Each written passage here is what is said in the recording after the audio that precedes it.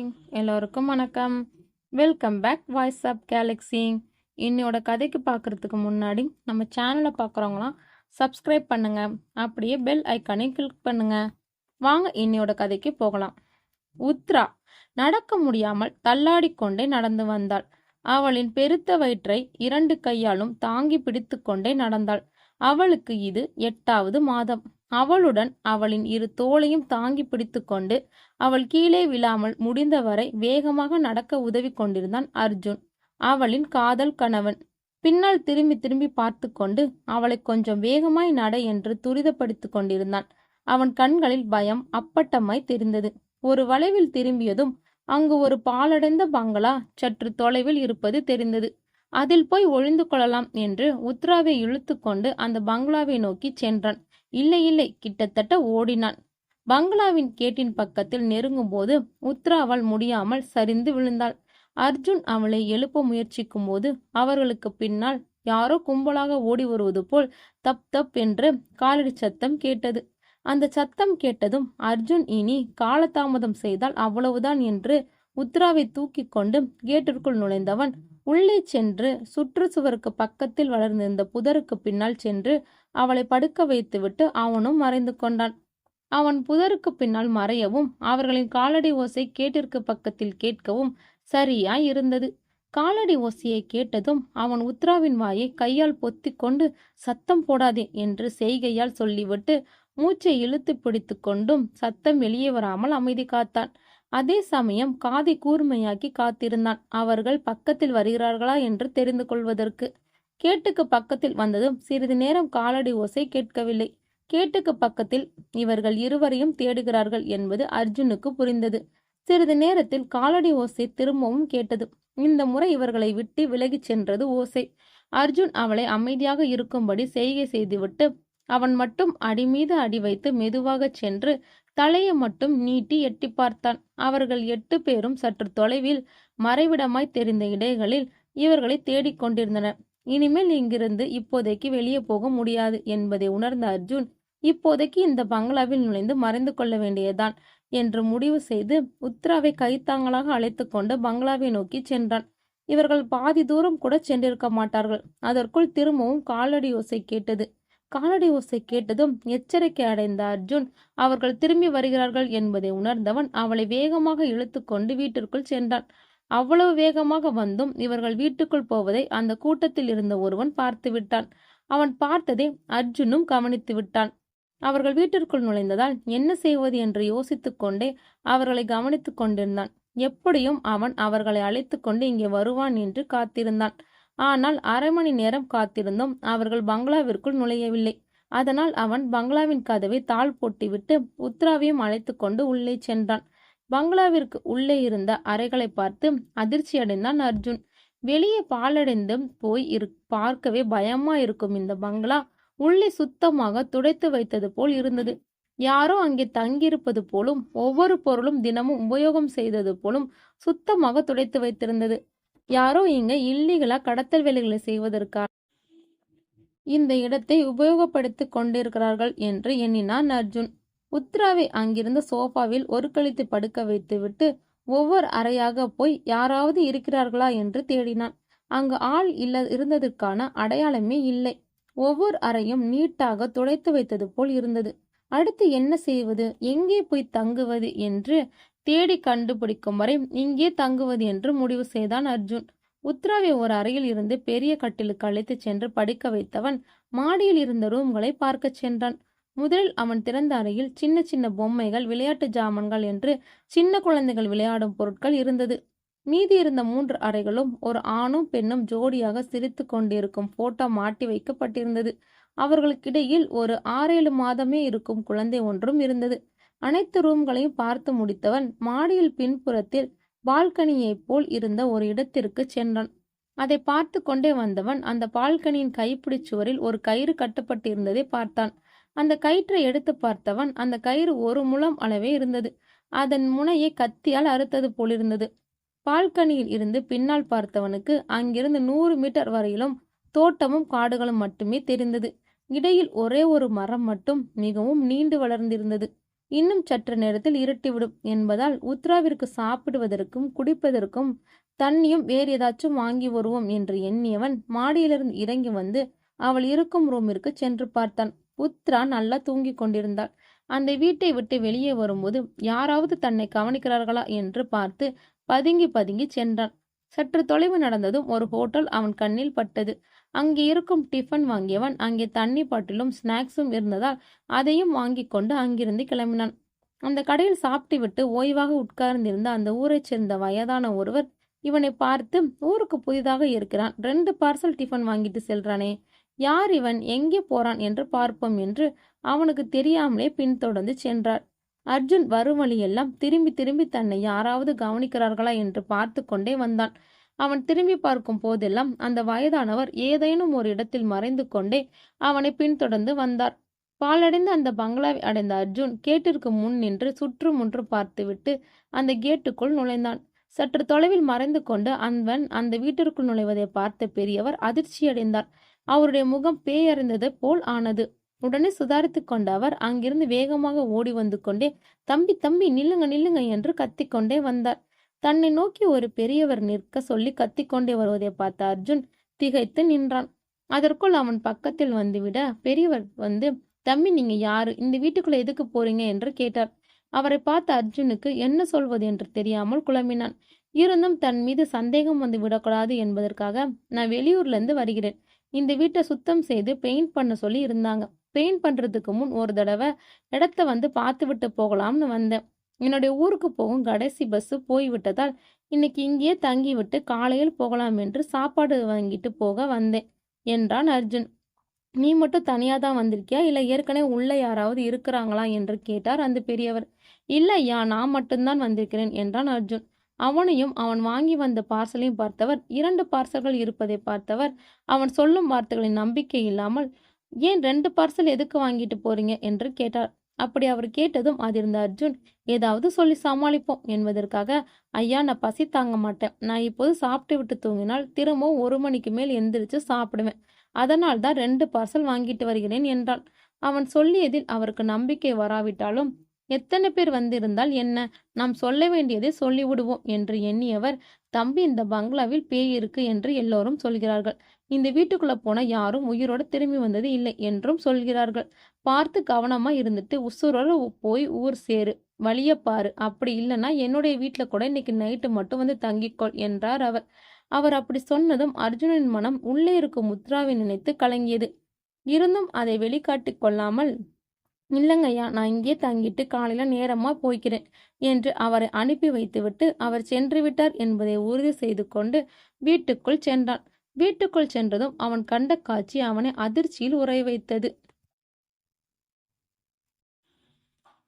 ஏனெனில் சிறிது நேரத்திற்கு முன் அவன் வெளியே போகும்போது இருந்த வீட்டுக்கும் இப்போது அவன் பார்க்கும் வீட்டுக்கும் நிறைய வித்தியாசம் இருந்தது. வீடே 2 போய் குப்பையும் நூலாம்படையுமாய் பாழடைந்து இருந்தது. அர்ஜுன் இதயம் பயம் வந்து கவியது. உத்ராவுக்கு ஏதாவது தீங்கு நடந்திருக்குமோ என பயந்தான். வாங்கி வந்த சாப்பாட்டையும் தண்ணீர் பாட்டிலையும் அங்கேயே போட்டுவிட்டு உத்ராவை படுக்க வைத்திருந்த அறையை நோக்கி வேகமாக ஓடினான். அந்த அறையில் நுழைந்தவன் மேலும் அதிர்ச்சி அடைந்தான். உத்ராவை படுக்க வைத்திருந்த பெட்டு நார் நாராய் கிழிந்து குப்பை போல் கிடந்தது. அந்த குப்பைகளுக்கு இடையில் உத்திரா இரத்த வெள்ளத்தில் இறந்து கிடந்தாள். அர்ஜுனுக்கு நெஞ்சு வெடித்தது போல் ஆனது. தன்னை மட்டுமே உயிராய் எண்ணி வந்தவளை காப்பாற்ற முடியாமல் இப்படி அகோரமாய் இறந்து போக விட்டுட்டோமே என்று அவள் காலடியில் விழுந்து கதறி அழுதான். உன்னை எந்த உயரத்தில் வைத்து பார்க்க வேண்டும் என்று கற்பனை செய்திருந்தேன், இப்படி உன் உயிர் போக நான் காரணமாகி விட்டேனே என்று சொல்லி தரையை கையால் குத்தி கொண்டே அழுதான். அர்ஜுன் கதறி அழுது கொண்டிருக்கும் போது அவன் தோளை ஒரு கை பிடித்து உலுக்கியது. என்னங்க என்னங்க, எதுக்கு இப்படி கீழே விழுந்துட்டு அழுவுறீங்க என்று உத்ராவின் குரல் கேட்டு நிமிர்ந்து பார்த்தவன் அதிர்ச்சி, ஆச்சரியம், மகிழ்ச்சி என்று அவன் முகத்தில் உணர்வுகள் வெளிப்பட்டது. அர்ஜுனின் கண்களுக்கு அனைத்தும் திரும்பவும் பழையபடி தெரிந்தது. உத்ராவும் தூங்கி எழுந்தவளைப் போல் அவனுடைய தோளை பிடித்து கொண்டு பக்கத்தில் நின்றிருந்தாள். உத்ராவை திரும்பவும் பழையபடி பார்த்ததும் தான் அர்ஜுனுக்கு உயிரே வந்தது. அவன் மனம் உத்ரா உயிருடன் இருப்பதை எண்ணி மகிழ்ச்சி அடைந்தாலும் அவனின் மனதின் ஓரத்தில் அந்த பெரியவர் சொன்னதும் அதற்கு தகுந்த மாதிரி இப்போது அவனுடைய கண்ணுக்கு தெரிந்த மாயையும் இந்த வீட்டில் ஏதோ அமானுஷ்ய சக்தி இருக்கிறது என்பதை உறுதிப்படுத்தியதால் கலக்கமடைந்தது. தன் கணவன் பேயறிந்தது போல் பார்ப்பதை கண்ட உத்ரா, என்னங்க என்னாச்சு உங்களுக்கு? எதுக்கு கீழே விழுந்து அழுதுட்டு இருக்கீங்க? இப்போது ஒன்றும் சொல்லாமல் பேந்த பேந்த முழிக்கிறீங்க என்று கேட்டாள். அவளிடம் என்ன சொல்வது என்று யோசித்த அர்ஜுன், ஒண்ணுமில்ல உத்ரா, உன்னை பெட்ல படுக்க வச்சு தூங்க வச்சதும் நானும் கீழே படுத்து தூங்கிட்டேன். நான் தூக்கத்துல ஒரு கெட்ட கனவு கண்டேன். அதனால்தான் என்னை அறியாமல் அழுது விட்டேன் என்று சமாளித்தான் அர்ஜுன். அவன் அப்படி சொல்லியும் அவனை நம்பாதவள் போல் பார்த்த உத்ராவை சமாளிப்பதற்காக, இரு சாப்பாடு வாங்கிட்டு வந்திருக்கேன், எடுத்துக்கிட்டு வரேன், சாப்பிட்டு விட்டு தூங்கு என்று சொல்லிவிட்டு அங்கிருந்து சாப்பாட்டை எடுத்து வர சென்றான். அந்த அறையை விட்டு வெளியே வரும்போது வீட்டை சுத்தி சுத்தி பார்த்தான். அனைத்தும் அவன் முன் பார்த்தது போல் இல்லாமல் சுத்தமாய் இருந்தது. உண்மையாலும் இந்த வீட்டில் பேய் இருக்குதா இல்லை தனக்குத்தான் பிரம்மையா என்று புரியாமல் குழம்பினான். ஒருவேளை அந்த பெரியவர் சொன்னதும் நம் மனதில் ஏற்பட்ட பயத்தின் விளைவாய் கண்ணுக்கு அப்படி புலப்பட்டிருக்குமோ? அரண்டவன் கண்ணுக்கு இரண்டதெல்லாம் பேய்னு சொல்றது போல் ஏற்கனவே பயத்தில் இருந்தவன பேய் இருக்கிறது என்று சொல்லி மேலும் பயத்தின் உச்சிக்கு கொண்டு போனதால் தான் தன் கண்ணுக்கு பங்களா பாலடைந்து தெரிந்திருக்கிறது என்ற முடிவுக்கு வந்தவன் சாப்பாட்டை எடுத்து வந்து உத்ராவுக்கு ஊட்டிவிட்டான். அவள் சாப்பிட்டு முடித்ததும் சிறிது நேரம் அவளிடம் இதமாய் பேசிக் கொண்டிருந்து விட்டு அவளை தூங்க வைத்தான். உத்ராவிடம் சாதாரணமாய் பேசிவிட்டு வந்தாலும் அவனின் நினைவு முழுவதும் வீடு முழுவதும் பாலடைந்து கோரமாய் காட்சியளித்ததே வியாபித்திருந்தது. ஒருவேளை பின்னால் நடக்கப் போவதுதான் தன் கண்களுக்கு காட்சியாய் தெரிந்ததா? அப்போது உத்ராவின் நிலை என்னவென்றால் யோசித்து விடை கிடைக்காமல் குழம்பினான். எப்படி இருந்தவளை இப்படி கொண்டு வந்து ஆபத்தில் மாட்டி விட்டுட்டோமே என்று கலங்கியவனுக்கு இவர்கள் இந்த இக்கட்டில் கொண்டு வந்து தள்ளியதற்கு காரணமாயிருந்த சம்பவம் நினைவில் வந்தது. பசுமைக்கு பெயர் போன ஊர் அது. வறட்சியில் அனைத்து ஊர்களும் காய்ந்து திண்டாடும் காலங்களிலும் இந்த ஊர் பசுமையாக இருக்கும். அதற்கு காரணம் அந்த ஊரின் மழையும் அதில் உற்பத்தியாகும் நீர்வீழ்ச்சியும் தான்.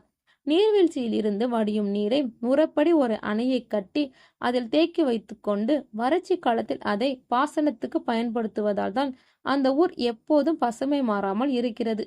இது எல்லாம் கடந்து 30 வருடமாதான். ஏனெனில் அப்போதுதான் அந்த அணை கட்டப்பட்டது. அணை கட்டுவதற்கு முன்வரை இந்த ஊரும் வறட்சியால் வாடிக்கொண்டுதான் இருந்தது. அந்த ஊர் விவசாயத்தை மட்டுமே நம்பி இருந்ததால் மற்ற பொருட்கள் வாங்க பள்ளி கல்லூரி என்று எல்லாத்துக்கும் பக்கத்து ஊர் டவுனுக்கு தான் போக வேண்டும். அப்படித்தான் அர்ஜுனும் பிறந்து வளர்ந்து எல்லாம் இந்த ஊரில் என்றாலும் படித்ததும் படிப்பை முடித்துட்டு வேலைக்கு போவது எல்லாம் பக்கத்து ஊர்ல தான். அர்ஜுனுக்கு அம்மா இல்லை, அப்பா மட்டும்தான். வீட்டுக்கு ஒரே மகன் என்பதால் செல்லம் கொடுத்து வளர்க்கப்பட்டவன். அர்ஜுனன் 6வது வயதிலேயே அவனது அம்மா இறந்ததும் அவனை வளர்க்க அவனின் அப்பா எவ்வளவு கஷ்டப்பட்டார் என்று பார்த்ததால் கெட்ட வழியில் செல்ல அவன் யோசித்தது கூட இல்லை. அர்ஜுன் படிப்பை முடிந்ததும் ஒரு வேலையை தேடிக்கொண்டு அவனின் அப்பா சாம்பமூர்த்தியிடம் இப்போதாவது ஓய்வெடுங்கள், உங்களை நான் பார்த்து கொள்கிறேன் என்றபோது, ஒரு அப்பாவாய் இருந்து செய்ய வேண்டிய கடமைதான் நான் செய்தேன். அதற்கு கூலியை எதிர்பார்க்க கூடாது, அது தர்மமாகாது. என்னுடைய உடம்பில் உயிர் இருக்கும் வரை உனக்காக நான் உழைத்து கொண்டே இருப்பேன் என்று சொல்லிவிட்டார். இப்போது அவர்களுக்குள் ஒரு சின்ன விவாதம் போய் கொண்டிருந்தது. அது, ஏன் நீங்க இன்னொரு கல்யாணம் பண்ணவில்லை? எனக்கு இன்னொரு கல்யாணம் தேவைப்படல. ஏன் தேவைப்படல? நீங்க மட்டும் இன்னொரு கல்யாணம் பண்ணியிருந்தா உங்களுக்கும் வீட்டு வேலைக்கும் உதவியா இருந்திருக்கும். எனக்கும் ஒரு அம்மா கிடைத்திருப்பாங்க. அப்படி உனக்கு ஒரு அம்மா வந்திருந்தால் அம்மா செல்விய மறந்திருப்பியா? அது முடியாது. இன்னும் எத்தனை அம்மா வந்தாலும் செல்வி அம்மா தான் எனக்கு அம்மா. மற்றவங்க எல்லாம் சித்தியாக தான் இருக்க முடியும். வெறும் 6 வருஷம் மட்டும் கூட இருந்த உன்னாலேயே மறக்க முடியாத போது 15 வருஷம் அவளுடன் இருந்திருக்கிறேன். என்னால் மட்டும் முடியுமா? அப்படி நான் கல்யாணம் பண்ணாலும் வரவ உனக்கு சித்தியா தான் இருப்பாள், அம்மாவா இருக்க மாட்டாள். அதனால் ஏற்படும் கஷ்டத்தை விட இந்த கஷ்டமே மேல் என்று சொல்லிவிட்டார். மூர்த்தி அப்படி சொன்னதும் அவர் தன் மீது எவ்வளவு பாசம் வைத்துள்ளார் என்பது அவனுக்கு விளங்கியது. இவ்வளவு பாசம் வைத்திருக்கும் இவரை ஒரு நாளும் கஷ்டப்பட விடக்கூடாது என்று உறுதி செய்தான். அப்பாவின் மனம் கோணாமல் நடக்க முடிவு எடுத்தவனின் மனம் எப்படி தீய வழியில் செல்லும்? தான் உண்டு, தன் வேலை உண்டு என்று இருந்து விட்டான். அப்படி அவன் வேலைக்கு போன ஒரு நாள் தான் அவனின் வாழ்க்கையை திருப்பி போட போகுது என்பதை தெரியாமல் அவன் பஸ்ஸை விட்டு இறங்கி அவன் வேலை செய்யும் இடத்தை நோக்கி சென்று கொண்டிருந்தான். இன்னும் 2 நிமிடம் அவன் நடந்திருந்தால் அவன் வாழ்க்கையின் போக்கே மாறியிருக்கும். ஆனால் விதி வலியது. அது யாருக்காகவும் காத்திருக்காது. அதே சமயம் யாருக்காகவும் தாமதமும் செய்யாது. அர்ஜுன் என்னவோ வேகமாய்தான் சென்றான். ஆனால் விதி அவனை விட வேகமாய் அவனுக்கு நேரெதிரில் வந்து அவனை மோதியது. மோதிய வேகத்தில் தடுமாறி விழுந்த அர்ஜுன் மீது விழுந்தது விதி. அந்த விதியின் பெயர்தான் உத்ரா. டக்கென்று கேட்ட ஏதோ சத்தத்தால் அர்ஜுன் பழைய நினைவுகளில் இருந்து விடுபட்டான். அது என்ன சத்தம் என்று பார்க்க எழுந்து போனான். அந்த சத்தம் மாடியில் கேட்டது போல் அவனுக்கு தோன்றியதால் மாடிப்படிக்கு ஏறினான். ஒவ்வொரு அறையாக சென்று பார்த்தவனுக்கு அங்கு எதுவும் வித்தியாசமாய் தெரியவில்லை. அடுத்து அவன் பால்கனியை நோக்கி போனான். போனவனின் பார்வை நிலை குத்தி நின்றது. அங்கு 2 உருவங்கள் நின்று கொண்டிருந்தது. பயம் அவனை ஆட்கொண்டாலும் தைரியத்தை வரவழைத்து கொண்டு அது யார் என்று பார்க்க நெருங்கி போனான். நெருங்கி போய்விட்டான். இன்னும் 3 அடிதான் இருந்தது. அவர்களுக்கு இடையில் இப்போது அவர்கள் யார் என்று தெரிந்துவிடும் என்று எண்ணியவனின் முகத்தில் திடீரென ஒரு பறவை வந்து அடித்தது. பறவை அடித்ததில் 2 வினாடி நிலை குலைந்த அர்ஜுன் நிமிர்ந்து பார்த்து அதிர்ந்தான். முன்பு உருவம் நின்ற இடத்தில் யாரும் இல்லை. எங்கே போனார்கள்? எப்படி அதற்குள் அவர்கள் சென்றிருக்க முடியும் என்று குழம்பியவன் அந்த உருவங்கள் நின்றிருந்த இடத்தில் பார்த்தான். அங்கு ஒரு பூ கிடந்தது. அதை எடுத்து பார்த்தான். அது ஒரு பாலைப்பூ. அது பேய்களுக்கு பிடித்தது என்று படித்திருக்கிறான். பூவை கையில் வைத்துக்கொண்டே பால்கனி சுவருக்கு போனான். அங்கு அவன் கண்ட காட்சி அவனை உலுக்கியது. அங்கு தொண்டிக் கொண்டிருந்த கயிறு யாரையோ பிடித்து ஆட்டுவது போல் மேலும் கீழும் ஆடிக்கொண்டிருந்தது. உடனே இந்த வீட்டில் ஏதோ அமானுஷ்யம் இருக்கிறது என்று உணர்ந்தவன் அங்கிருந்து உத்ரா இருந்த அறையை நோக்கி ஓடினான். அங்கே ஒரு அதிர்ச்சி அவனுக்கு காத்திருந்தது. அது உத்ரா படுத்திருந்த படுக்கை அவள் இல்லாமல் வெறுமனே இருந்தது. அவள் எங்கே போனாள் என்று ஒவ்வொரு அறையாய் தேடியும் அவள் எங்கும் இல்லை. ஏதோ ஒரு உள்ளுணர்வில் வீட்டின் உள்ளே மேல் கூரையை பார்த்தவன் இதயம் சில நொடிகள் நின்றுவிட்டது. அர்ஜுனன் இதயம் ஒரு கணம் துடிக்க மறந்து பின் துடிக்க ஆரம்பித்தது. ஆனால் அதன் துடிப்பு 3 மடங்கு அதிகமாகியிருந்தது. ஆம், அர்ஜுனன் இதயம் பயத்தில் தாறுமாறாய் துடித்தது. உத்ரா வீட்டின் மேற்கூரையின் உணர்வு இல்லாமல் அந்தரத்தில் தொங்கிக் கொண்டிருந்தாள். அவனுக்கு அவள் தொங்கும் நிலையை பார்த்து பயத்தில் கத்துவதற்கு கூட சத்தம் வெளியே வரவில்லை. அவன் உயிர் முடிச்சு தொண்டையில் வந்து சிக்கிக் கொண்டது. உத்ராவை காப்பாற்றுவதற்காக வழியை தேடினான். சுற்றிலும் தேடியும் அவள் தொங்கும் இடத்திற்கு செல்லும் வழி அவனுக்கு புலப்படவில்லை.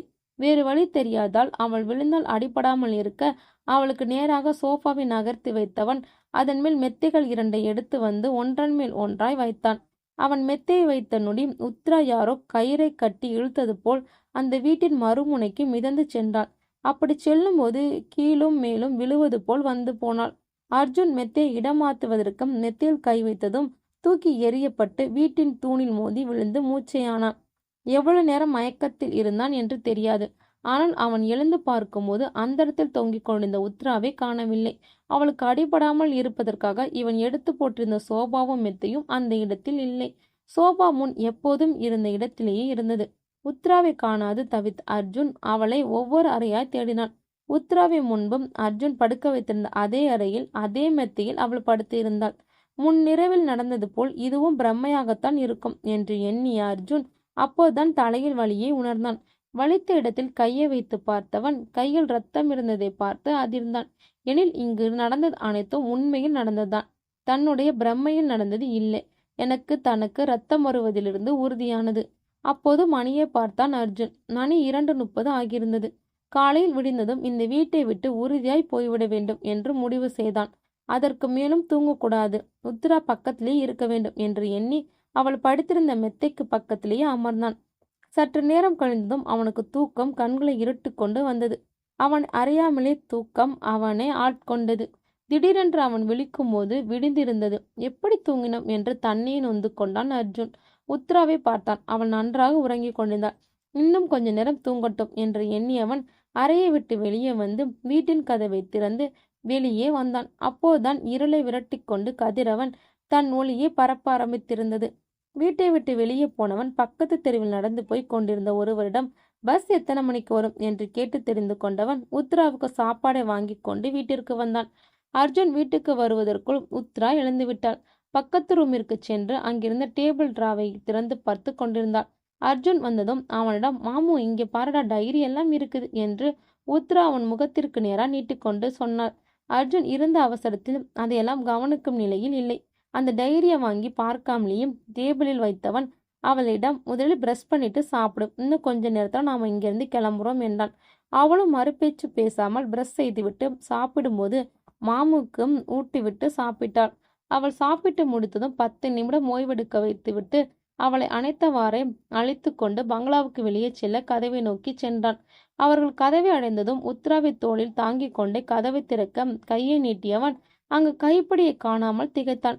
அடுத்து அவன் கண்ட காட்சி அவனை நிலைகுலைய செய்தது. அங்கே கதவு இருந்ததற்கு உரிய அடையாளமே இல்லை. அதை கண்டு அதிர்ந்த அர்ஜுன் வீடு முழுக்க வெளியில் செல்லும் கதவை தேடினான். எங்கும் கதவு தென்படவில்லை. இவ்வளவு நேரமும் உத்ராவை உடன் கூட்டிக் கொண்டு தேடியவன் இதற்கு மேலும் அவளை அலைக்கழிக்க கூடாது என்று ஹாலில் இருந்த சோஃபாவில் அமர வைத்துவிட்டு முன்பு கதவு இருந்த இடத்திற்கு வந்தான். என்ன ஆச்சரியம்! இப்போது அவனுக்கு அங்க கதவு இருப்பது தெரிந்தது. கைப்பிடியை பிடித்து இழுத்ததும் கதவும் திறந்து கொண்டது. இதில் ஏதோ மர்மம் இருப்பதை அர்ஜுன் உணர்ந்து கொண்டான். இதற்கு மேல் இங்கு இருந்தால் உயிருக்கு உத்தரவாதம் இல்லை என்பதால் உடனே உத்ராவை கூட்டிக் கொண்டு வந்தவன் திரும்பவும் கதவு இருந்த இடம் அடைக்கப்பட்டிருப்பதைக் கண்டு அதிர்ந்தான். இப்போதான் கதவை திறந்து வைத்துவிட்டு போனேன். அதுக்குள் கதவு எங்கே போனது? எப்படி அந்த இடம் அடைக்கப்பட்டது என்று புரியாமல் குழம்பினான். ஏன் கதவு காணாமல் போகிறது? இதற்கு நாம் என்ன செய்வது என்று மண்டையை போட்டு குழப்பிக் கொண்டான். திடீரென்றுதான் அவனுக்கு அந்த எண்ணம் தோன்றியது. இருவரும் வெளியே சென்றால் தப்பிச் சென்று விடுவார்கள் என்று இந்த வீட்டில் இருக்கும் ஏதோ ஒரு சக்தி தடுக்கிறது என்று அவனுக்கு புரிந்தது. முதலில் ஒருவர் செல்வதும் 10 நிமிடத்திற்கு பின் இன்னொருவர் செல்லலாம் என்று முடிவெடுத்தவன் உத்ராவிடம், நான் வெளியே சென்று சிறிது நேரத்துக்கு பிறகு நீயும் வெளியே வா என்று சொல்லிவிட்டு அர்ஜுன் வீட்டுக்கு வெளியே சென்றான். அவன் செல்லும் போது எந்தவித தடைகளும் ஏற்படவில்லை. வெளியே சென்றவன் உத்ராவுக்காக காத்திருந்தான் காத்து கொண்டே இருந்தான். வெகுநேர ஆகியும் அவள் வெளியே வரவில்லை. நேரம் செல்ல செல்ல அவன் இதயத்தில் பயம் மில்லியன் கணக்கில் ஏறிக்கொண்டே சென்றது. ஆனாலும் அவள் வரவே இல்லை. காத்திருந்து சோர்ந்து போனவன் கதவை திறந்து கொண்டு உள்ளே சென்றான். உள்ளே உத்ரா அழுது கொண்டே சோஃபாவில் அமர்ந்திருந்தாள். அவளுக்கு பக்கத்தில் வந்து அவளை தோளை தொட்டதும் தான் அவள் நிமிர்ந்து பார்த்து அவனை கட்டிக்கொண்டாள்.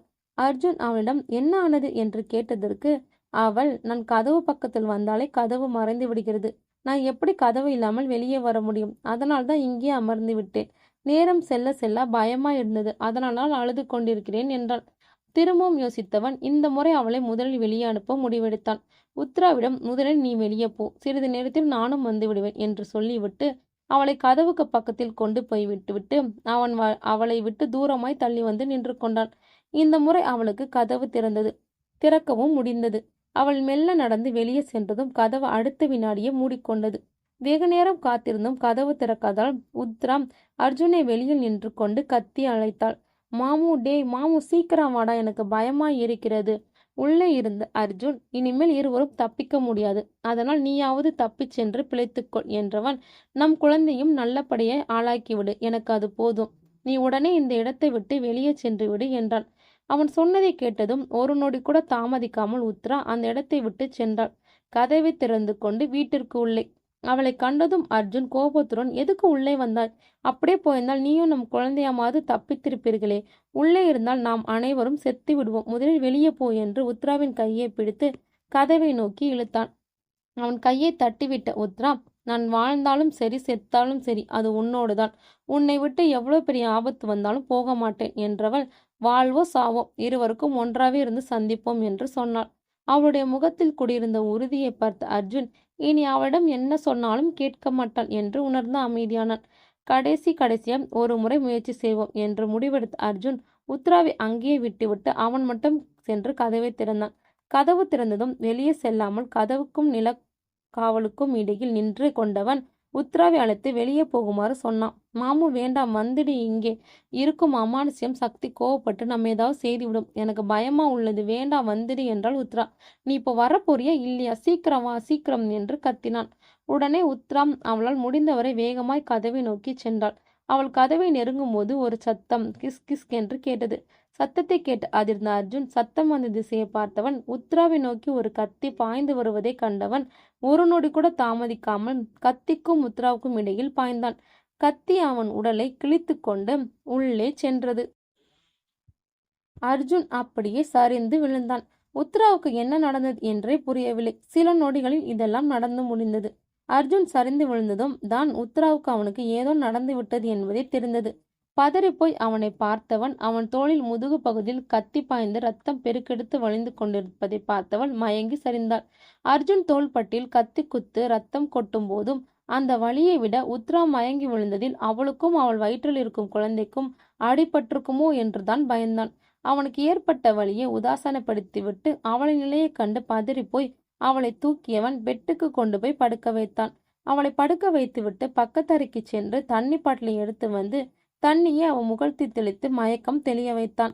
மயக்கத்தில் இருந்து எழுந்ததும் பதறியவளை அமைதிப்படுத்தி பார்த்து முடியாம போகவே, இப்ப வாயை மூடிக்கிட்டு நான் சொல்றத செய்யறியா இல்லையா என்று குரலை உயர்த்தி அதட்டிவிட்டு திரும்பி நின்று தோள்பட்டியில் குத்தி நின்ற கத்தியை உருவி எடுக்க சொன்னான். ஆனால் உத்ராவோ கத்தியை தொடவே பயந்தாள். இருந்தும் அர்ஜுனன் உயிருக்கு ஏதும் ஆகக்கூடாது என்று கண்ணை மூடிக்கொண்டு கத்தியை எடுத்தாள். பயத்தில் வேகமா உருகிவிட்டதால் ரத்தம் தெரித்து அவன் முகத்தில் அடித்தது. உத்ரா கத்தி எடுத்ததும் தார தாரையாய் ரத்தம் அழிந்து கொண்டே இருந்தது. என்ன பண்ணுவது என புரியாமல் அங்க மடித்து வைத்திருந்த துணியை காயத்தின் மீது வைத்து அழுத்தியவன் உத்ராவிடம் அந்த துணியின் மீது மற்றொரு துணியால் கட்டச் சொன்னான். உத்ரா கட்டி முடித்த சிறிது நேரத்திற்கெல்லாம் ரத்தம் வருவது நின்றுவிட உத்ராவை சமாதானப்படுத்தி அமைதியாய் படுத்திருக்க சொல்லிவிட்டு வீட்டிலிருந்து வெளியே போனான். வீட்டை விட்டு வெளியே வந்தவன் கேட்டை கடந்து தெருவில் காலடி வைத்ததும் எதிரே அன்று பார்த்து பேசிய பெரியவர் போய்க் கொண்டிருந்ததை பார்த்த அர்ஜுன் வேகமாக சென்று ஐயா கொஞ்சம் நில்லுங்கள் என்று சொன்னான்.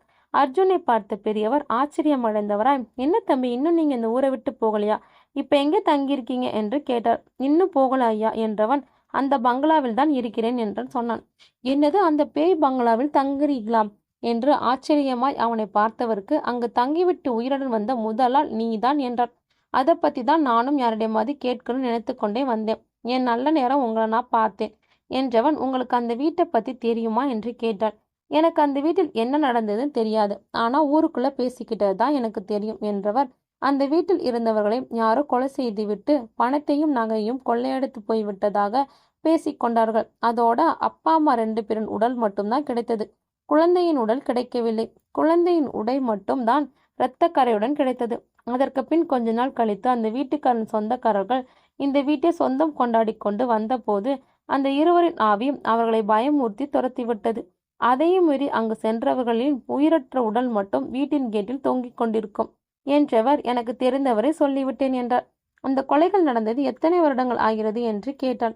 சரியா 25 வருடம் முடிய போகுது என்றவர் அர்ஜுனன் சட்டையில் இரத்தக்கரை இருப்பதை கவனித்து என்ன நடந்தது என்று கேட்டான். அர்ஜுன் அங்கு நடந்ததை சுருக்கமாக சொன்னான். அவன் சொன்னதை கேட்டு அதிர்ச்சி அடைந்தவர், ஒரு கற்பனை பெண்ணம் அந்த வீட்டுல கூட்டிட்டு போய் ஆபத்துல மாட்டி விட்டுட்டீங்களே, இனி அங்கிருந்து தப்பிக்க வழியே இல்லை என்றார்.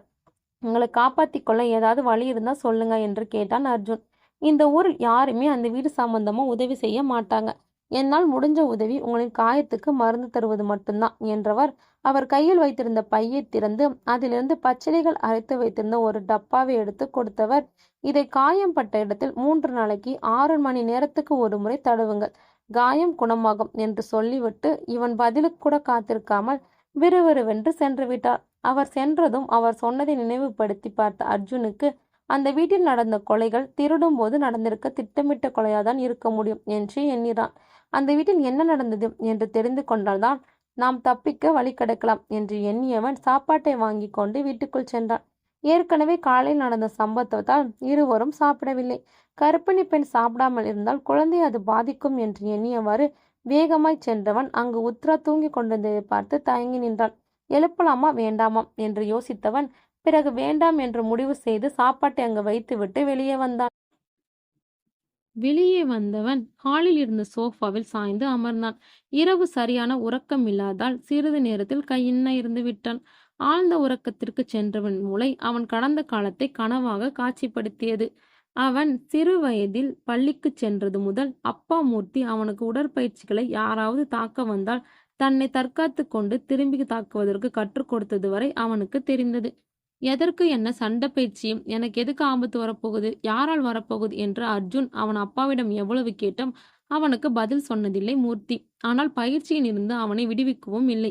அவன் சந்தேகத்தை தெரிந்தவர்களிடம் கேட்டதற்கு மூர்த்தி அவரின் கடந்த காலத்தில் ஒருவரிடம் அடியாளாக இருந்ததாகவும் அர்ஜுன் பிறந்ததும் அந்த வேலையை தொடர விருப்பம் இல்லாமல் ஊரை விட்டு இந்த ஊருக்கு வந்து கிடைத்த வேலையை செய்து கொண்டு இருப்பதாகவும் கேள்விப்பட்டான். அர்ஜுனுக்கு பிடித்தோ பிடிக்காமலே கற்றுக்கொண்ட வித்தை அவனுக்கு ஒரு நாள் உபயோகமாக இருந்தது. அந்த நாள் தான் விதி அவனை மோதிய நாள். அதாங்க உத்ரா அவன் மீது மோதி விழுந்த நாள். அர்ஜுன் உத்ரா தன் மீது மோதிய வேகத்தில் நிலை தடுமாறி கீழே விழுந்தான். அவன் மீதே உத்ராவும் விழுந்தாள். அர்ஜுனுக்கு கீழே விழுந்ததில் லேசாக அடிபட்டிருந்தாலும் பஞ்சு பொதி உடலில் அமுங்கியது போல் அவன் மீது உத்ராவின் உடல் அமுங்கியது அவனுக்கு சுகத்தையே தந்தது. அவள் முகம் அவன் கண்களால் உடனடியாக நகல் எடுக்கப்பட்டு இதயத்தில் பிரிண்ட் செய்யப்பட்டது. இவன் மனம் சுகத்தில் திளைக்கும் அதே நேரம் உத்ரா பயத்தில் மருண்டு கிடந்தாள். அப்போதான் அர்ஜுன் கவனித்தான், உத்ராவை 5 பேர் துரத்தி வந்ததால் தான் தன் மீது மோதியிருக்கிறாள் என்பதை. அவர்களை சுற்றி நின்றவர்களை பார்த்து அவர்களில் ஒருவன் உத்ராவை கையை பிடித்து இழுத்து அர்ஜுன் மீது இருந்து தூக்கி, எங்கடி தப்பிக்கலான்னு பார்க்குற, உன்னை இன்னைக்கு கொல்லாம விட மாட்டோம் என்று சொல்லியவாறு கத்தியால் அவள் வயிற்றுக்குள் குத்த வந்தான். அடுத்த நொடி தூரத்தில் தூக்கி எறியப்பட்டு கீழே விழுந்தவன் நெஞ்சை பிடித்து கொண்டு புழுவாய் தொடுத்தான். அவனை அதிர்ச்சியுடன் பார்த்த மற்றவர்கள் என்ன நடந்தது என்று திரும்பி பார்த்தனர். உத்ராவை மறைத்து கொண்டு அவளுக்கு முன் அர்ஜுன் மூர்க்கமாய் நின்று கொண்டிருந்தான். ஏண்டா, நீங்க எல்லாம் ஆம்பளைங்க தானா? ஒரு பொண்ணுகிட்ட போய் உங்க வீரத்தை காட்டுறீங்க, என்னிடம் காட்டுங்கடா பார்க்கலாம் என்று ஆவேசமாய் சொன்னான் அர்ஜுன். அவனை பார்த்து சிரித்தனர் மற்ற 4 பேரும். அதில் ஒருவன், உன் வேலை என்னவோ அதை பார்த்துக்கிட்டு போயிட்டே இரு, இல்லனா இங்கே வேடிக்கை பார்க்கறவங்கள போல நீயும் வேடிக்கை மட்டும் பார்த்து விட்டு போ, தேவையில்லாம எங்க வெளியில மூக்க நுழைக்காதே என்றான். ஆனால் அர்ஜுன் அடுத்து பேசவில்லை. அவன் கையும் காலும் தான் சுழன்று சுழன்று பேசியது. சிறிது நேரத்திலே அந்த 4 பேரும் அடித்தாங்க முடியாமல் தெரித்து கொண்டு ஓடினார்கள். அவர்கள் ஓடுவதைக் கண்டு சிரித்து கொண்டே உத்ரா நின்று கொண்டிருந்த பக்கம் திரும்பியவன் வயிற்றில் ஒரு கத்தி ஏறியது. முதலில் அடிவாங்கி சுருண்டு விழுந்தவன் அர்ஜுனை குத்திவிட்டு அங்கிருந்து ஓடினான். அர்ஜுன் கத்தியில் குத்துப்பட்டதில் கண்கள் இருள சரிந்து விழுந்தான். இதுவரை தள்ளி நின்று வேடிக்கை பார்த்த கூட்டம் இப்போது அவனை சுத்தி நின்று வேடிக்கை பார்த்தது. உத்ரா பதறி போய் அந்த வழியில் வந்த ஒரு ஆட்டோவை நிறுத்தி அர்ஜுனை ஆட்டோவில் ஏற்றுக்கொண்டு ஹாஸ்பிட்டலை நோக்கி சென்றாள். கத்தி குத்து ஆழமாய் விழுந்திருந்ததால் ஆபரேஷன் செய்ய வேண்டும் என்று டாக்டர்கள் சொன்னதால் அர்ஜுனன் போனை எடுத்து அவனது அப்பாவிற்கு தகவல் சொல்லி ஹாஸ்பிட்டல் அட்ரஸையும் சொல்லி வர சொன்னாள். அதோடு இல்லாமல் தன்னுடைய அப்பாவுக்கும் போன் செய்து அதுவரை நடந்ததை சொல்லியவள் அவரை பணத்தை எடுத்துக்கொண்டு ஹாஸ்பிட்டலுக்கு வர சொன்னாள். பதறி போன சாம்பமூர்த்தி கண்ணீருடன் ஹாஸ்பிட்டலுக்கு வந்தார். வந்தவிடம் உத்ரா ஆறுதல் சொல்லி ஆபரேஷனுக்கு கையெழுத்து போட சொன்னவள் பணத்தை தான் கட்டிவிட்டதாக சொன்னாள். எதற்கும் கவலைப்படாதீர்கள், உயிருக்கு எந்த ஆபத்தும் வராது என்று ஆறுதல் சொன்னாள். அர்ஜுனை ஐசியூவுக்கு கொண்டு போனவர்கள் ஆபரேஷனை ஆரம்பித்தார்கள். அதற்கு தேவையான மருந்துகளை உத்ரா கீழே மெடிக்கலுக்குள் சென்று வாங்கி கொண்டிருந்தாள். சரியாக அந்த சமயம் அவளின் அப்பா சிவசாமி வந்து கொண்டிருந்தார். அவரை சுற்றி 6-7 பேர் வந்தார்கள். அவர்கள் அனைவரும் அவரின் அடியாட்கள். அவரையும் அழைத்து கொண்டு ஐசியூக்கு சென்றவள் அங்கே மூர்த்தி இல்லாததைக் கண்டு குழம்பினாள். இருந்தாலும் மருந்துகளை நர்சிடம் கொடுத்துவிட்டு அங்கேயே கவலையாக அமர்ந்து விட்டாள். சிவசாமி அவளிடம், யார் உன்னை கொல்ல பார்த்தது சொல்லு, அவர்களை பொலி போட்டு விடுகிறேன் என்று கேட்டார். எதுக்கு? இதுவரை பண்ணிய பாவம் போதாதா? இன்னும் எத்தனை பாவத்தை என் தலைமையில சுமத்த போறீங்க? இப்போது வரை செய்த பாவத்துக்கு தான் உங்களை பழிவாங்க என்ன கொல்ல துரத்துறாங்க என்று உத்ரா கோபமாக சொன்னாள். பாவம் புண்ணியம் எல்லாம் பார்த்தால் இந்த உலகத்தில் உயிர் வாழ முடியாது. நாம் வாழணும் என்றால் யார் உயிரை வேணாலும் எடுக்க தயாராய் இருக்கணும். இல்ல, அவன் நம் உயிரை எடுத்து விட்டு அவன் வாழ்க்கையை நிம்மதியா அனுபவிச்சுட்டு இருப்பான். நம் உயிர் வீணாய் போய்விடும். நம் குடும்பமும் நடுத்தெருவில் நிற்கும் என்றார் சிவசாமி. அடுத்தவன் சாவில்தான் நாம் உயிர் வாழணும் என்றால் அந்த உயிரே எனக்கு வேண்டாம் என்றாள் உத்ரா. உன் உயிர் உனக்கு முக்கியமில்லாம இருக்கலாம், ஆனால் எனக்கும் அம்மாவுக்கும் உன் உயிரில்தான் எங்கள் வாழ்க்கையே இருக்கிறது. நீ இறந்து விட்டால் நாங்கள் உயிருடன் இருந்து என்ன பயன்? எனக்காக இல்லைன்னாலும் உன் அம்மாக்காவது நீ உயிரை காப்பாத்தி கொண்டுதான் ஆகணும் என்றார் சிவசாமி. நான் வாழணும் என்றால் யாரை வேணாலும் கொல்லணும்னு சொன்னீங்க. ஆனால் இப்போ கத்தி குத்துப்பட்டு கிடக்கின்ற இவர் தன் உயிரை பெரிதா நினைத்திருந்தால் உங்கள் உயிரும் வாழ்க்கையுமான நான் இந்நேரம் உயிருடன் உங்கள் முன் இருந்திருக்கவே மாட்டேன் என்பதை மட்டும் மறந்துடாதீங்க என்று சொன்னால் உத்ரா.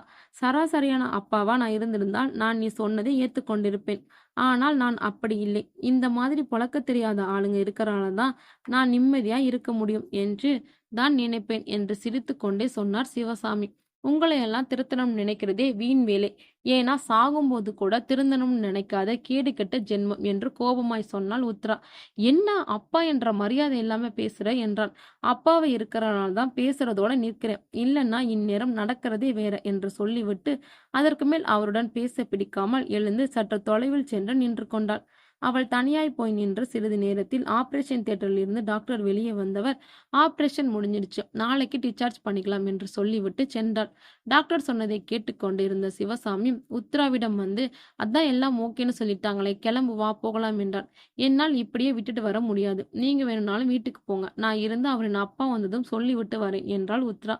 என்னமோ பண்ணி தொலை, ஆனா நேரமாய் வீட்டுக்கு வந்து சேர்ற வழியே பாரு என்று சொல்லிவிட்டு சிவசாமி அங்கிருந்து சென்றாள். சிவசாமி சென்ற சிறிது நேரத்தில் மூர்த்தி வந்தார். அவரை பார்த்ததும் இங்கு தானே இருந்தீங்க, திடீர்னு எங்க போனீங்க என்று கேட்டார். அர்ஜுனுக்கு எதுவும் ஆகக்கூடாது என்று பக்கத்தில் இருந்த கோயிலுக்கு போய் வேண்டிக்கிட்டு வந்தேன் என்றான் மூர்த்தி. ஆபரேஷன் தியேட்டரில் இருந்து வார்டுக்கு அர்ஜுனை மாற்றி 1 மணி நேரம் வரை இருந்துவிட்டு தான் வீட்டுக்கு சென்றாள் உத்ரா. மாமு மாமு என்று அழைக்கும் குரல் கேட்டு தூக்கத்தில் இருந்து எழுந்து வந்தான் அர்ஜுன். உத்ரா எழுந்து பெட்டின் ஓரத்தில் கையை ஊன்றி அமர்ந்திருந்தாள். அவளை பார்த்ததும் அதிகமான பசியில் இருப்ப சாப்பாடு வாங்கி வந்திருக்கிறேன், இரு எடுத்துட்டு வரேன் சாப்பிடுவேன் என்று சொல்லிவிட்டு சாப்பாடு எடுத்துட்டு வர திரும்பினான். சாப்பாடு எடுத்துட்டு வரேன்னு சொல்லிவிட்டு திரும்பி போனவனை கையை பிடித்து இழுத்தவன், என்ன மாமு விளையாடுறியா என்று கேட்டாள். அர்ஜுனுக்கு ஒன்றும் புரியவில்லை. குழம்பிய முகத்துடன் உத்ராவை பார்த்து, நான் எதுக்கு உன்னிடம் விளையாடப் போறேன் என்றவன், விளையாடும் நிலைமையா நாம இருக்கிறோம் என்று கேட்டான். விளையாடாமல் இப்ப நீ என்ன பண்ணிட்டு இருக்கிற என்றவன், இப்பதானே 2 பேரும் சாப்பிட்டு முடிச்சோம், கை கழுவிட்டு வரேன்னு சொல்லிட்டு போனவன காணமேன்னு கூப்பிட்டா நீ வந்து மறுபடியும் சாப்பிடலாம் சொன்னால் விளையாட்டு இல்லாமல் வேறு என்னடா மாமு என்று சிரித்துக்கொண்டே கேட்டாள் உத்ரா. உத்ரா சொன்னதை கேட்டதும் அதிர்ந்த அதிர்ச்சுன், நான் எங்கே வந்து சாப்பிட்டேன், இப்பதானே தூங்கி எழுந்து வரேன் என்றான். காமெடி பண்ணாதடா மாமம், நாமளே எப்படிடா இந்த வீட்ல இருந்து தப்பிக்கலாம்னு பார்த்துட்டு இருக்கிறோம், இப்ப போய் காமெடி பண்ணிக்கிட்டு என்று சொன்னவள் அப்போதான் அவனை நன்றாக பார்த்தவள, ஏண்டா மாமு எப்போ போன கையை கழுவிட்டு வரேன்னு சொல்லிட்டு, ஆனால் இன்னும் கையை கழுவாமல் என்ன பண்ணிட்டு இருந்த என்று அவன் கையை பார்த்து கொண்டே கேட்டாள். உத்ரா சொன்னதும் கையை தூக்கி பார்த்தவன் மேலும் அதிர்ச்சி அடைந்தான். அவன் கையில் சாப்பிட்டும் துணுக்கும் குழம்பும் ஒட்டியிருந்தது. நாம் இவ்வளவு நேரம் தூங்கிட்டு தானே இருந்தோம், அப்புறம் எப்படி நம்ம கையில சாப்பாடு ஒட்டியிருக்கிறது என்று குழம்பியவன், அதோட உத்ரா வேற அவளுடன் நான் சாப்பிட்டேன் என்று சொல்கிறாளே, என்ன நடக்கிறது இங்கு என்று அதிர்ச்சி அடைந்தான். இருந்தும் உத்ராவை பதட்டப்பட வைக்க வேண்டாம் என்று எண்ணியவன் அதோடு அவளிடம் அதை பற்றி எதுவும் கேட்காமல் கையை நன்றாக கழுவிட்டு வருகிறேன் என்று சொல்லிவிட்டு அறையை விட்டு சென்றான். சென்றவன் நேராக சாப்பாடு பார்சல் வைத்திருந்த இடத்தை பார்த்தான். அங்கு சாப்பாடு இல்லை. அதே சமயம் தனக்கும் பசி உணர்வு இல்லாமல் வயிறு நிறைந்திருப்பது போல் உணர்வு ஏற்பட்டது. நான் தூங்கியதற்கு பின் ஏதோ ஒரு அமானுஷ்ய செயல் நடந்திருக்கிறது, அதனால் எந்த கெட்டதும் நடக்காமல் இருந்தால் போதும் என்று வேண்டிக் கொண்டான். ஆனால் அவன் உள்ளம் எதனாலோ பதைபதைத்தது. அது எதனால் என்று யோசித்துக் கொண்டே நடந்தவன் பார்வையில் அது பட்டது. கீழே குனிந்து அதை எடுத்து பார்த்தான். அது டாலருடன் கூடிய தங்க செயின். அதை பார்த்ததும் அவனை அறியாமலே அவன் கைகள் அவன் கழுத்தை தடவியது. அங்கு செயின் இல்லை, எப்படி கீழே விழுந்திருக்கும் என்று யோசித்தவனுக்கு உத்ராவை காப்பாற்ற பாய்ந்து விழுந்தது நினைவு வந்தது. அப்போதான் அது கீழே விழுந்திருக்கு என்று உணர்ந்தவன் அதை கழுத்தில் மாட்டிக்கொண்டான். அதன் பின் அன்றைய நாள் அமைதியாகவே போனது. புயலுக்கு முன் அமைதி போல. அன்று இரவு இருவரும் சாப்பிட்டு விட்டு உறங்கிய சிறிது நேரத்தில் ஏதோ சத்தம் கேட்டு அர்ஜுன் எழுந்தான். அவன் இருந்த அறைக்கு பக்கத்து அறையில் யாரோ சேர நகர்த்தி போட்டது போல் சத்தம் கேட்டது. ஆனால் அர்ஜுன் சென்று பார்க்கும்போது எல்லாம் இருந்த இடத்தில் இருந்தது. சரி போகலாம் என்று திரும்பி போனவன் பார்வையில் அது பட்டது. அது உத்ரா முதல் நாள் எடுத்து கொடுத்த டைரி. அதை எடுத்து பார்த்தவன் அங்கேயே வைத்துவிட்டு காலையில் படித்து பார்க்கலாம் என்று எண்ணிக்கொண்டு அடுத்த அறைக்கு சென்று படுத்து தூங்கிவிட்டான். கனவுகள் இல்லாத நிம்மதியான தூக்கம் இந்த இரவே அவனுக்கு அமைந்தது. விழுந்ததும் எழுந்தவன் காலை கடன்களை முடித்துவிட்டு எப்போதும் போல் சாப்பாடு வாங்க போவதற்காக கதவை திறந்தான். ஆனால் கதவு திறக்கவில்லை. அர்ஜுனுக்கு ஒன்றும் புரியாமல் குழம்பினான். ஏன் கதவு திறக்கவில்லை, என்ன தவறு செய்தோம் என்று யோசித்துக் கொண்டிருக்கும் போதே வெளியே சற்று தொலைவில் சத்தம் கேட்டது. அது என்ன என்று தெரிந்து கொள்ள ஜன்னலை திறந்து பார்த்தான். அங்கு கேட்டுக்கு பக்கத்தில் 10-15 பேர் நின்று கொண்டிருந்தார்கள். அடுத்து அவன் பார்வைப்பட்ட இடத்தில் இருந்ததை பார்த்தவன் அதிர்ச்சி அடைந்தான். அங்கே கேட்டின் மீது ஒரு ஆள் பிணமாக தொங்கிக் கொண்டிருந்தான். கேட்டின் மீது ஒரு பிணம் தொங்கிக் கொண்டிருப்பதை பார்த்த அர்ஜுன் அதிர்ந்து போனான். அவன் தொண்டை வறண்டு போனது. ஏற்கனவே அந்த பெரியவர் சொன்னபடி இந்த வீட்டை அபகரிக்க நினைத்து வீட்டிற்குள் நுழைந்தவர்களை தான் பேய் கொன்று கேட்டின் மீது போடும். ஆனால் நேற்று இந்த வீட்டுக்குள் தங்களை தவிர வேறு யாரும் வரவில்லை. அப்படி இருக்க கேட்டில் பிணம் தொங்குவது எப்படி என்று குழம்பினான். போலீஸ் வந்தாலும் நான் உள்ளே இருப்பது உறுதியாய் தெரிந்துவிடும். அதன் பின் கொலைப்பழி தன் மீது சுமத்தப்படுவது உறுதி என்று எண்ணி கலங்கினான். ஆனால் சிறிது நேரத்திற்கு பின் தான் அவனுக்கு தான் ஜெயிலுக்கு போனால் பரவாயில்லை, போலீஸ் உத்ராவை இந்த வீட்டிலிருந்து காப்பாற்றினால் போதும் என்று தோன்றியது. அதை நினைத்து மகிழ்ச்சி அடைந்தான். அந்த மகிழ்ச்சியெல்லாம் சற்று நேரம்தான். போலீஸ் வந்து அங்கு இருந்தவர்களிடம் விசாரித்துவிட்டு பிணத்தை ஆம்புலன்ஸ் ஏற்றிவிட்டு சென்று விட்டார்கள். எப்படியும் இன்று வெளியே போய்விடலாம் என்று எண்ணி இருந்த அர்ஜுன் மனம் சுக்கு நூறாய் உடைந்தது. வெளியே போக முடியாமல் கதவு லாக் ஆனது. இன்னும் அவன் மனதை பாதித்தது. 2 உயிராய் இருக்கும் உத்ராவுக்கு சாப்பாட்டை இனி எப்படி வாங்கி கொடுப்பேன் என்று எண்ணி கலங்கினான். இனி வெளியே போகும் எண்ணம் நிறைவேறப் போவதில்லை. அதனால் இந்த வீட்டின் தான் தாங்கள் சமாதி கட்டப்படுவோம் என்று உறுதியாய் நம்ப ஆரம்பித்து விட்டான். கடைசியாக ஒரு முறை கதவு திறந்து பார்த்தான். கதவு திறக்கவில்லை. இதற்கு மேல் தன்னால் செய்த முடிவது மாடியில் இருந்து குதிப்பது மட்டும்தான். அப்படி குதித்தால் தவிர உத்ராவுக்கு உணவு வாங்கி வர முடியாது. அர்ஜுன் மாடியை நோக்கி வேகமாக சென்றான். மாடியின் பின்புறத்தில் பால்கனியில் கைப்பிடி சுவற்றை தாண்டி நின்றவன் அங்கிருந்து குதித்தான். அர்ஜுன் குதித்த நொடி கைப்பிடி சுருள் கட்டி தொங்கிக் கொண்டிருந்த கயிறு அவன் கழுத்தை சுத்தி இறுக்கியது. இப்போது அர்ஜுனன் நிலை தூக்கு போட்டு தொங்கிக் கொண்டிருப்பவன் நிலை. அந்த நொடி அர்ஜுனுக்கு தன் வாழ்வு இப்போதே முடியப் போகிறது என்று தோன்றியது. அந்த நேரத்தில் அவருக்கு உத்ராவும் அப்பா மூர்த்தியும் நினைவுக்கு வந்தார்கள். அர்ஜுனன் முள்ளி பிதுங்கி நாக்கு வெளியே தள்ள ஆரம்பித்த நொடி அர்ஜுன் மேல் நோக்கி இழுக்கப்பட்டு அந்தரத்தில் பறந்து பால்கனியில் விழுந்தான். ஆனால் கயிறு அதே இடத்தில் தொங்கி அமைதியாக கொண்டிருந்தது. மூச்சு விட சிரமப்பட்ட அர்ஜுன் அந்த நிலையில் இருந்த முயற்சியை தோல்வியில் முடிந்து விட்டதே, இனி உத்ராக்கு எப்படி சாப்பாடு வாங்குவது என்றே யோசித்தான். இப்போது பசியா இருக்கும் உத்ராவை பார்க்கவும் மனம் அவனுக்கு இடம் கொடுக்கவில்லை. வேறு வழி இல்லாமல் மாடியிலிருந்து இறங்கியவன் வலித்த கழுத்தை தடவிக்கொண்டே உத்ரா இருந்த அறைக்கு சென்றான். அறைக்குள் நுழைந்த அர்ஜுன் அதிர்ச்சி அடைந்தான். அதே சமயம் அர்ஜுனை பார்த்த உத்ராவும் அதிர்ந்தாள். உத்ரா பெட்டின் ஓரத்தில் அமர்ந்திருந்தாள். அவள் முன் இருந்த டேபிளில் ஒரு பார்சல் பிரித்து வைக்கப்பட்டிருந்தது. உத்ரா அதில் இருந்த சாப்பாட்டை எடுத்து சாப்பிட்டு கொண்டிருந்தாள். அர்ஜுனுக்கோ தான் சாப்பாடு வாங்கிட்டு வரவில்லை, ஆனால் சாப்பாடு எப்படி வந்தது என்ற அதிர்ச்சி. உத்ராவுக்கோ இவ்வளவு நேரம் தன் கூடவே முன்னால் அமர்ந்திருந்தவன் எப்படி வெளியே இருந்து வருகிறான் என்று அதிர்ச்சி. இருவருக்குமே பேச்சே வரவில்லை. சிறிது நேரம் அப்படியே அச்சடித்த ஓவியம் போல் அசையாமல் நின்று விட்டார்கள். ஆனால் உத்ராவின் மனதில் குழப்பமும் அர்ஜுனின் மனதில் பயமும் ஆக்கிரமித்திருந்தது. இதெல்லாம் சில நொடிகள் தான். அதற்குள் தன்னை சமாளித்துக் கொண்டு உத்ராவிடம், அர்ஜுன் எதுக்கு அப்படி பார்க்கிறாய் என்று கேட்டான். இவ்வளவு நேரம் என் முன்னால் தானே உட்கார்ந்திருந்தேன். நான் அந்த பக்கம் பார்த்துட்டு திரும்புறதுக்குள்ள வெளியிலிருந்து வரியே, அதான் குழம்பி போயிட்டேன் என்றாள் உத்ரா. நீ திரும்பும் போது வெளியே சத்தம் கேட்டது போல் இருந்தது. அது என்னவென்று பார்ப்பதற்கு போனேன். போகும்போதே சத்தம் வருவது நின்றுவிட்டது. அதனால் கதவுக்கு பக்கத்தில் போய்விட்டு திரும்பினேன். நீ ஒரு மாதிரி பார்த்ததும் அப்படியே நின்றுவிட்டேன் என்றான் அர்ஜுன். அர்ஜுன் சொன்னதை கேட்டு சமாதானமானவள் திரும்பவும் சாப்பிட ஆரம்பித்தாள்.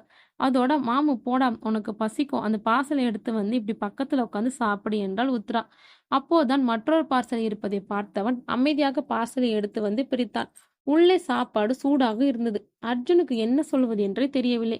இவன் கடைக்கு போய் வாங்கி வந்திருந்தால் கூட சாப்பாடு ஆறு போய் இருக்கும். ஆனால் இது இப்போதுதான் அடுப்பில் இருந்து இறக்கியது போல் இருந்தது. ஆனால் அதை வெளிக்காட்டிக் கொள்ளாமல் அமைதியாக சாப்பிட்டு முடித்தான். சாப்பிட்டு முடித்தவன் உத்ராவை கொஞ்சம் ரெஸ்ட் எடுக்க சொல்லிவிட்டு அறையை விட்டு வெளியே வந்தான். அறையை விட்டு வெளியே வந்ததும் இதுவரை அடங்கியிருந்த இதயம் சொல்லி வைத்தது போல் வேகமாய் துடிக்க ஆரம்பித்தது. நம்மை வெளியே அனுமதிக்க மறுக்கும் ஆவி, மீறி முயற்சித்தால் மூர்க்கமாகும் ஆவி, உத்ராவிடமிடம் அக்கறையுடன் நடப்பது ஏன்? அதுவும் இந்த 2 நாளாதான் ஏன்? 2 நாளுக்கு முன் அவள் மீது கத்தி எறிந்த ஆவி இப்போது அவளை சாப்பிட வைப்பது எதனால்? இப்படி அடுக்கடுக்காய் எழுந்த கேள்விகளுக்கு பதில் கிடைக்காமல் தடுமாறினான் அர்ஜுன்.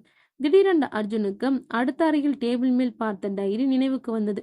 அதில் பார்த்தால் இங்கிருந்து தப்பிப்பதற்கு ஏதாவது வழி கிடைக்கலாம். வழி கிடைக்காவிட்டாலும் ஏன் இந்த வீட்டில் இப்படி நடக்கிறது என்றாவது தெரிந்தால் போதும் என்று எண்ணியவன் வேகமாய் அடுத்த அறைக்கு சென்றான். அறைக்கு சென்று டைரியை எடுத்து திறந்து பார்த்தான். டைரியில் எழுதியிருந்த கையெழுத்து முத்து முத்தாக இருந்தது. முதல் பக்கத்திலிருந்து படிக்க ஆரம்பித்தான். டைரி டெய்லியும் எழுதப்படவில்லை. மாறாக தன் வாழ்வில் நடந்ததை சுருக்கமாக எழுதியிருந்தார்கள். எழுதியது ஒரு பெண். நான் சிவகாமி. என் வாழ்க்கையின் முக்கிய நாளான அவரை பார்த்த நாளிலிருந்து எழுதுகிறேன். ஏனெனில் அதற்கு முன் வரை என் வாழ்வில் இருந்த கஷ்டங்கள் அனைத்தையும் துடைக்க வந்தவர் இல்லை, வந்தவர்தான் அவர். அவர் பெயர் மணிகண்டன், சுருக்கமாய் மணி. எனக்கு அம்மா இல்லை, அப்பா மட்டும்தான். அவரும் பிணியில் உடல் மட்டும் இல்லாமல் மனமும் சேர்ந்திருந்த நேரம். அப்பாவின் தங்கை கணவனாலும் மகனாலும் சுரண்டப்பட்டு மனம் நொந்து அவர்களிடமிருந்து எப்படி விடுபடுவது என்று திணறிக் கொண்டிருந்த நேரம். எவ்வளவு நேரம் என்று கேட்காதீர்கள். அனைத்தும் சேர்ந்து ஒரு நாளின் அதிகாலை நேரம் வீட்டின் வெளியில் மாட்டுத் தொழுவத்தில் தான் முதலில் பார்த்தேன் அவரை. என்னடா இது ஒரே நேரம் நேரம் என்று போர் அடிக்குது என்று அர்ஜுன் நினைத்தான். அது எழுதிய சிவகாமிக்கே தெரிந்ததோ என்னவோ, அதன் பின் கதை சொல்வது போல் இல்லாமல் நடப்பது போல் இருந்தது. அப்பா அப்பா என்று சிவகாமி அழைக்கும் சத்தம் கேட்டு சிவகாமியின் அப்பா ராமசாமி மாட்டுத் தொழுவத்திற்கு வந்தார். அவர் வந்ததும் தொழுவத்திற்குள் கை காட்டினாள் சிவகாமி. தொழுவத்திற்குள் ஒரு இளைஞன் படுத்திருந்தான். தம்பி தம்பி என்று ராமசாமி அழைத்த சத்தத்தை கேட்டு திடுக்கிட்டு எழுந்தான் மணி. அவனிடம், யாரப்பா நீ, இங்கே எதுக்கு வந்து படுத்திருக்க என்று கேட்டார். ராமசாமி கேட்டதும் மணி என்றும் இந்த ஊரிலிருந்து வந்தேன் என்றும் சொன்னான். அதை கேட்டதும் ராமசாமி அதிர்ச்சி அடைந்தாலும் சமாளித்து கொண்டு, இங்க எதற்கு வந்து படுத்திருக்கிறாய் என்று கேட்டார். என் அப்பா அம்மா 2 பேருமே 1 மாசத்துக்கு முன்னாடி விபத்துல இறந்துட்டாங்க. சொந்தமா இருந்த ஒரே வீட்டையும் கடனுக்கு எழுதி வைத்து விட்டேன். இப்போது இந்த ஊரில் வேலை தேடி வந்தேன். இரவு தங்குவதற்கு இடம் கிடைக்காதால் இங்கு வந்து படுத்துக்கொண்டேன் என்றான் மணி. ராமசாமி மணி சொல்வியதை கேட்டுவிட்டு, இங்கு வேலை பார்க்க உனக்கு சம்மதமா என்று கேட்டார். எந்த வேலையும் இல்லாமல் இருப்பதற்கு கிடைத்த வேலை செய்வதுதான் நல்லது. அதனால் நீங்க என்ன வேலை கொடுத்தாலும் செய்கிறேன் என்றான் மணி. அடுத்த 6 மாத காலங்கள் வேகமாய் ஓடிவிட்டது. அதற்குள் மணி அந்த வீட்டில் ஒருவனாகவே மாறிவிட்டான். மணி வந்ததிலிருந்து ராமசாமிக்கு அதிக அளவில் ஓய்வு கிடைத்தது. அவன் எந்த வேலையும் இவரை செய்ய விடவில்லை. ராமசாமிக்கு இவ்வளவு நாள் தாங்கள் பட்டு கொண்டிருந்த கஷ்டத்திலிருந்து விடுவிக்க வந்தவனாகவே மணி தெரிந்தான். அவர் இன்னும் ஒன்றையும் கவனித்தும் கவனிக்காதது போல் இருந்தார். இவர்கள் வாழ்க்கையில் மகிழ்ச்சி பெருக்கியது போலவே மற்றொரு புறம் மணி வந்ததால் தாங்கள் இவ்வளவு நாள் இஷ்டம் போல அனுபவித்த சொத்தை கட்டிக்காக்க ஒருவன் வந்தது அவர்களுக்கு எரிச்சலை கடும் கோபத்தையும் ஏற்படுத்தியது. அதன் விளைவாய் என்றாவது ஒரு நாள் மணியை தீர்த்து கட்ட வேண்டும் என்று முடிவு செய்தனர். அதற்கு தகுந்த நேரத்திற்காக காத்திருந்தனர். அன்று சிவகாமியின் பிறந்தநாள். அவர்கள் மூவரும் மகிழ்ச்சியாய் இருந்தனர். இன்று மணியிடமும் சிவகாமியிடம் ஒரு முக்கியமான செய்தியை சொல்ல வேண்டும் என்று எண்ணியிருந்தார் ராமசாமி. ஆனால் விதி வேறு மாதிரி நினைத்தது. அழைக்காமலே ராமசாமியின் தங்கை கணவனும் மகனும் வந்திருந்தார்கள். முதல் முறையாய் சிவகாமியின் பிறந்த நாளை கேக் வெட்டி கொண்டாடுவதற்கு ஏற்பாடு செய்திருந்தான் மணி. சரியா கேக் வெட்டும் போது அந்த அசம்பாவிதம் நடந்தது. அவர்கள் இருவரும் வந்த போதே ஏதோ நடக்கப் போகிறது என்று ராமசாமிக்கு தோன்றியது. ஒவ்வொரு நொடியும் எச்சரிக்கையாயிருந்தவர் பாய்ந்து வந்து மணிக்கு இடையில் புகுந்தார். சரியாக அவர் கழுத்தில் கத்தி இறங்கியது. மறைத்து வைத்திருந்த கத்தியை எடுத்து தங்கை கணவன் மணியை குத்துவதற்கு ஓங்குவதை பார்த்தவர் குறுக்கே சென்று மணி மீது குத்த வேண்டிய கத்தியை தன் கழுத்தில் வாங்கி கொண்டார். அடுத்து அவர் செய்ததுதான் ஆச்சரியத்திலும் ஆச்சரியம். ஆள் மாத்தி ராமசாமிக்கு மேல் குத்து விழுந்ததும் அவர்கள் இருவரும் திகைத்து நின்று விட்டார்கள். அப்படி திகைத்து நின்ற சில நொடிகளை பயன்படுத்தி கொண்ட ராமசாமி தன் கழுத்தில் இருந்த கத்தியை உருவி தங்கை கனவின் மார்பில் இறக்கினார். நடந்ததெல்லாம் சில நொடிகளுக்குள் நடந்து முடிந்து விட்டது. சுதாரித்து கொண்ட மணி பாய்ந்து மற்றொருவனை பிடித்தான். ஆனால் ராமசாமி அவனை விட சொல்லி விட்டார். கிடைத்த வாய்ப்பை பயன்படுத்தி அவனும் அங்கிருந்து ஓடிவிட்டான். மணியையும் சிவகாமியும் பார்த்தவர் இருவரையும் பக்கத்தில் அழைத்து மணியின் கையில் சிவகாமியின் கையை கொடுத்து, இனி இவளுக்கு நீதான் பாதுகாப்பா இருக்க வேண்டும். ஒரு வேலைக்காரனா இல்ல, அவளின் கணவனாக இருந்து என்று சொன்னார் ராமசாமி. ஐயா, நான் எப்படி? சிவகாமிக்கு நான் பொருத்தமானவன் இல்லை என்றான் மணி. சிவகாமிக்கு ஏற்கனவே உன்னை பிடித்திருக்கிறது. அதை எப்படி என்னிடம் சொல்வது என்று அவள் திண்டாடி கொண்டிருக்கிறாள். ஆனால் அது ஏற்கனவே எனக்கு தெரியும். அதை நான் வெளிக்காட்டிக் கொள்ளவில்லை. எனக்கும் இதில் சம்பந்தம்தான் என்று சொன்னார். இருந்தாலும் நான் எப்படி என்று இழுத்தான் மணி. நீ எதற்கு தயங்குகிறாய் என்று எனக்கு தெரியும் என்றவர் உங்கள் இருவருக்கும் ஒரு உண்மையை சொல்கிறேன் என்று சொன்னவர் சிவகாமியிடம் மணி யார் தெரியுமா? உன் அம்மாவின் அண்ணன் மகன் தான் இவன் என்று சொன்னார். என்னப்பா சொல்றீங்க என்று கேட்டால் சிவகாமி. ஆமாமா, உன் தாய் மாமா மகன் தான் என்று சொன்னவர் இறுதியில் தன் மூச்சை நிறுத்தி விண்ணுலகம் அடைந்தார். தன் அப்பாவின் இழப்பால் துயரத்தில் மூழ்கியிருந்த சிவகாமியும் தன் ஆறுதலான பேச்சுகளால் துயரத்தை மறக்க செய்தான். அடுத்து வந்த 4 மாதமும் சிவகாமிக்கு பாதுகாப்பாக மட்டுமே இருந்தானே தவிர அவள் அப்பாவே திருமணம் செய்து கொள்ள சொன்னதாலும் அதை சாதகமாய் பயன்படுத்தி சிவகாமியிடம் அத்துமீறி நடக்க நினைவில்லை. இதற்கிடையில் சிவகாமியின் அத்தை மகன் அடிக்கடி வந்து சிவகாமியை நான் தான் கல்யாணம் செய்ய உரிமை உள்ளவன், என்னை கல்யாணம் செய்து கொள் சிவகாமி என்று தினமும் வந்து தொந்தரவு செய்து கொண்டிருந்தான். அதன் பின் ஒரு நாள் சிவகாமியை மணியிடம் வந்து நாம் கல்யாணம் செய்து கொள்ளலாம் என்று கேட்டான். அவனும் மறுபேதும் சொல்லாமல் சம்மதித்தான். அடுத்த நல்ல நாளில் எளிமையாய் திருமணம் செய்து கொண்டார்கள். படித்து கொண்டே இருந்த அர்ஜுனுக்கு திடீரென கண்கள் இருட்டத் தொடங்கியது. டைரி எழுத்துக்கள் மங்கி தெளிவில்லாமல் 3 உருவங்கள் மாறி மாறி தெரிந்தது. அடுத்த கணம் அவன் உடலின் வழியே மற்றொரு உருவம் கடந்து போனது போல் இருந்தது. அவன் இதயத்தின் துடிப்பு பல மடங்கு அதிகரித்தது. என்ன நடக்கிறது என்று யோசிக்க கூட நேரமில்லை. அதற்குள் அவனுடன் காற்றில் பறப்பது போன்று தோன்றியது சில நொடிகள் மட்டும்தான். அதன் பின் அர்ஜுன் உடலில் உணர்ந்த மாற்றங்கள் சரியானது போல் இருந்தது. இதய துடிப்பு இயல்பு நிலைக்கு திரும்பியது. ஆனால் ஏதோ ஒரு வித்தியாசம் அர்ஜுனுக்கு தெரிந்தது. அவன் முன்பு இருந்த வீடு போல் இல்லாமல் இது வேறு விதமாய் இருந்தது. நன்றாக கவனித்து பார்த்ததுதான் அவன் வேறு வீட்டில் இருப்பதே அவனுக்கு தெரிந்தது. அர்ஜுன் அந்த வீட்டின் ஹாலில் இருந்தான். இது யார் வீடு? இங்கு எப்படி நான் வந்தேன் என்று யோசித்துக் கொண்டிருக்கும் போது ஒரு அறைக்குள் இருந்து ஒரு இளம் பெண்ணும் 50 தொடப்போகும் ஒரு ஆண் மகனான 2 பேர் வந்தார்கள். வந்த இருவரும் புதிதாய் ஒருவன் இங்கு நிற்கிறான் என்று உணராதவர்கள் போல் அவர்களுக்குள் பேசிக்கொண்டே சென்றார்கள்.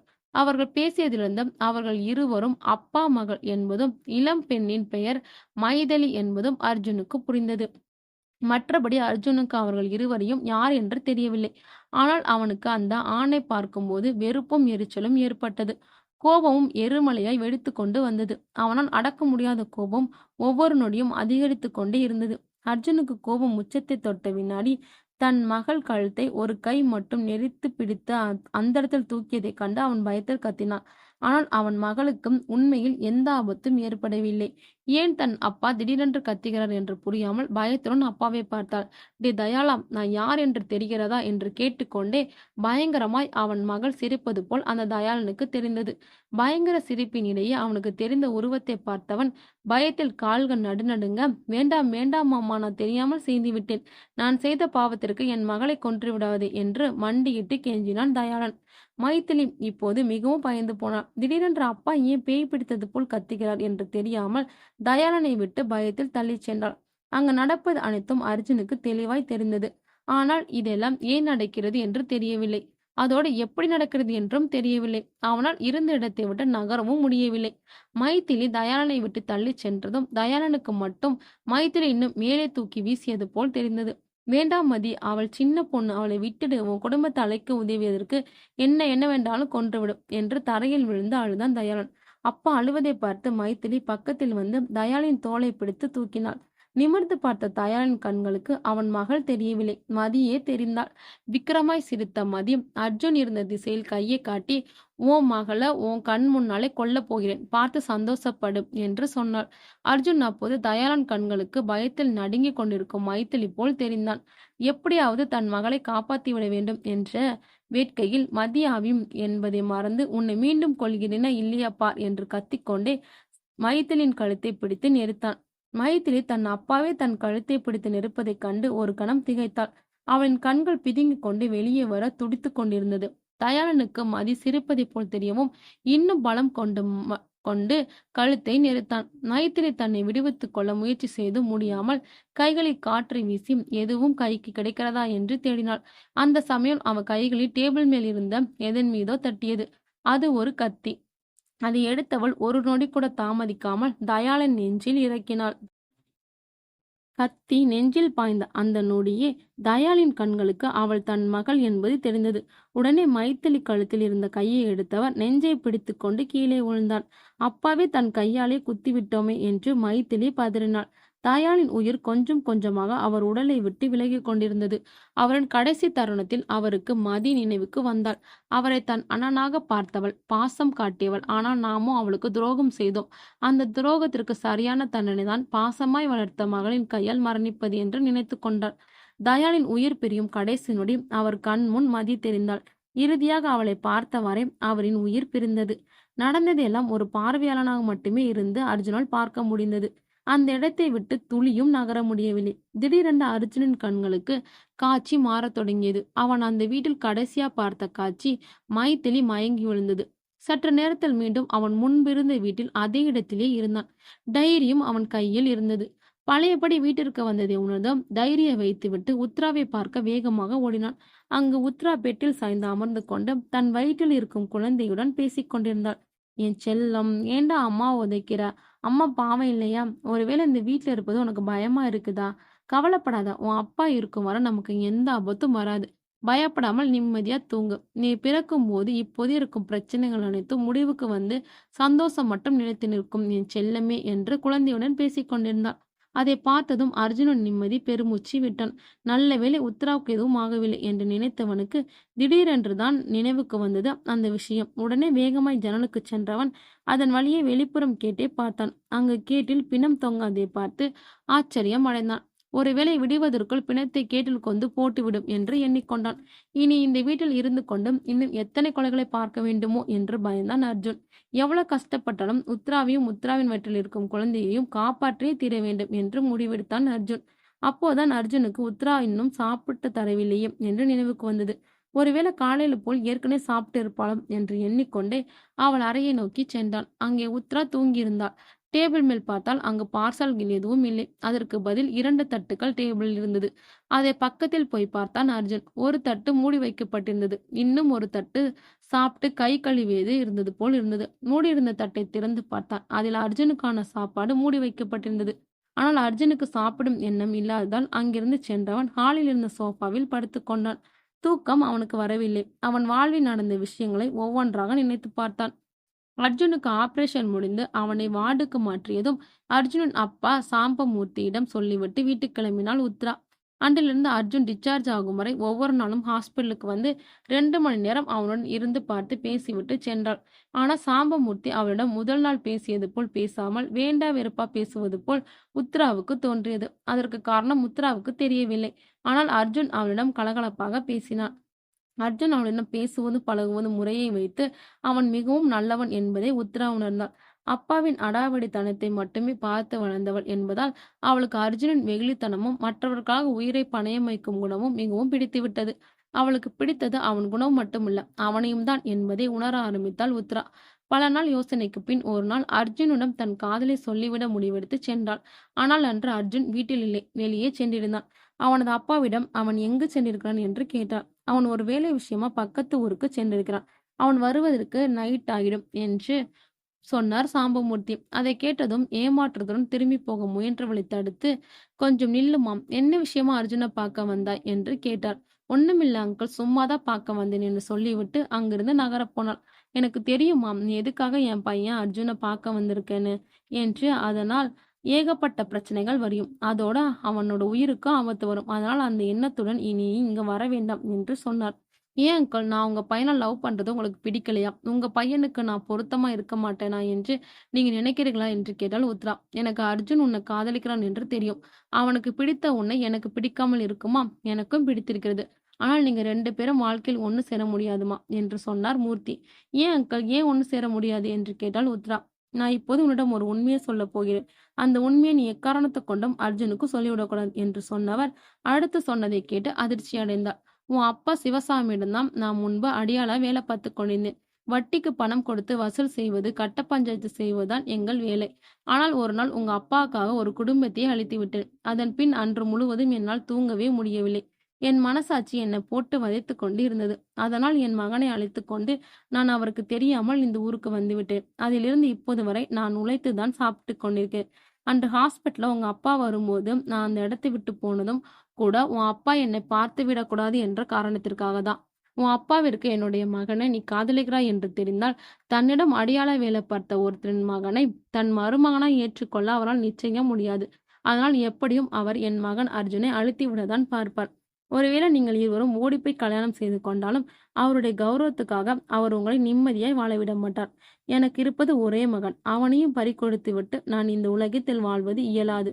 எனவே நீ அர்ஜுனை மறந்துவிடு என்று சொன்னார் மூர்த்தி.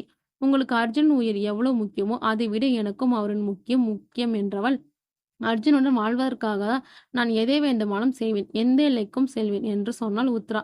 அதற்கு நீ எங்கும் போக வேண்டியதில்லை, இதே வீட்டில் வாழலாம் என்று குரல் திடீரென்று அவள் பின்னால் கேட்டதால் திடுக்கிட்டு திரும்பி பார்த்தாள் உத்ரா. அங்கே அர்ஜுன் சிரித்து கொண்டே நின்று கொண்டிருந்தான். அர்ஜுன் அவன் அப்பாவை பார்த்து சிரிக்க அவரும் அவனுடன் சிரிப்பில் கலந்தார். உத்ரா இருவரையும் என்ன நடக்கிறது என்று புரியாமல் மாறி மாறி பார்த்தாள். நான் ஏற்கனவே உன்னை காதலிக்கிறேன் என்று அப்பான்னு சொல்லிட்டேன். ஆனா நீ காதலிக்கிறா இல்லையா என்ன தெரியவில்லை என்று சொன்னேன். அப்போதான் அப்பா சொன்னா நீயும் காதலிக்கிறாய் என்று. அதை இப்போது நீ உறுதி செய்து விட்டாய் என்று சொன்னான் அர்ஜுன். அப்படின்னா இவ்வளவு நேரம் நீங்க 2 பேரும் சேர்ந்து நாடகம் போட்டு கொண்டீர்களா என்று கேட்டாள் உத்ரா. இல்ல இல்ல, நான் உண்மையாலுமே டவுனுக்கு போயிட்டு இப்பதான் வந்தேன். ஆனா நீ கடைசியா பேசியதான் நான் கேட்டுட்டேன். அதை வைத்துதான் நீயும் காதலிக்கிறேன்னு புரிஞ்சுக்கிட்டேன் என்று சொன்னான் அர்ஜுன். சரி, வீட்டுக்குள்ள வா என்று சொல்லிவிட்டு உள்ளே சென்றான் அர்ஜுன். அர்ஜுன் உள்ளே சென்றதும் மூர்த்தி உத்ராவிடம் நான் சொன்னதை அர்ஜுனும் சொல்ல வேண்டாம் என்று சொன்னார். அதன் பின் இருவரும் வீட்டிற்குள் சென்றார்கள். அதுவரை சற்று தொலைவில் இருந்து பார்த்து கொண்டிருந்த ஒரு உருவம் அங்கிருந்து வேகமாக சென்றது. வீட்டிற்குள் போனதும் சிறிது நேரம் அர்ஜுனும் உத்ராவும் எதுவும் பேசாமல் ஒருவரை ஒருவர் பார்த்து கொண்டு அமர்ந்தனர். அவர்கள் இருவரையும் பார்த்த மூர்த்தி வேகமாக எழுந்து வெளியே போனார். அர்ஜுனும் உத்ராவும் தங்கள் இருவருக்கும் பேசுவதற்கு இடைஞ்சல் இல்லாமல் இருப்பதற்காக அவர் வெளியே சென்றதாக நினைத்து கொண்டார்கள்.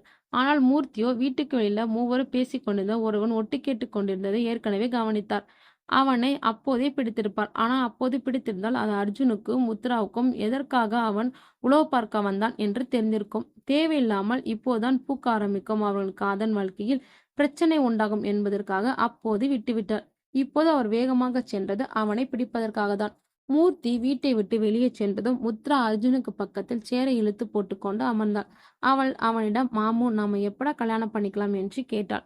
இதுநாள் வரை அர்ஜுனன் பேரை கூட சொல்லாமல் வாங்க போங்க என்று கூப்பிட்டு கொண்டிருந்தவள் காதல் இருவர் மனதிலும் இருக்கிறது என்று தெரிந்தவுடனே டேய் போட்டு ஏகவசனத்தில் பேசுவதோடு மாமு என்று அழைத்திருக்கிறாளே என்று ஆச்சரியப்பட்டான் அர்ஜுன்.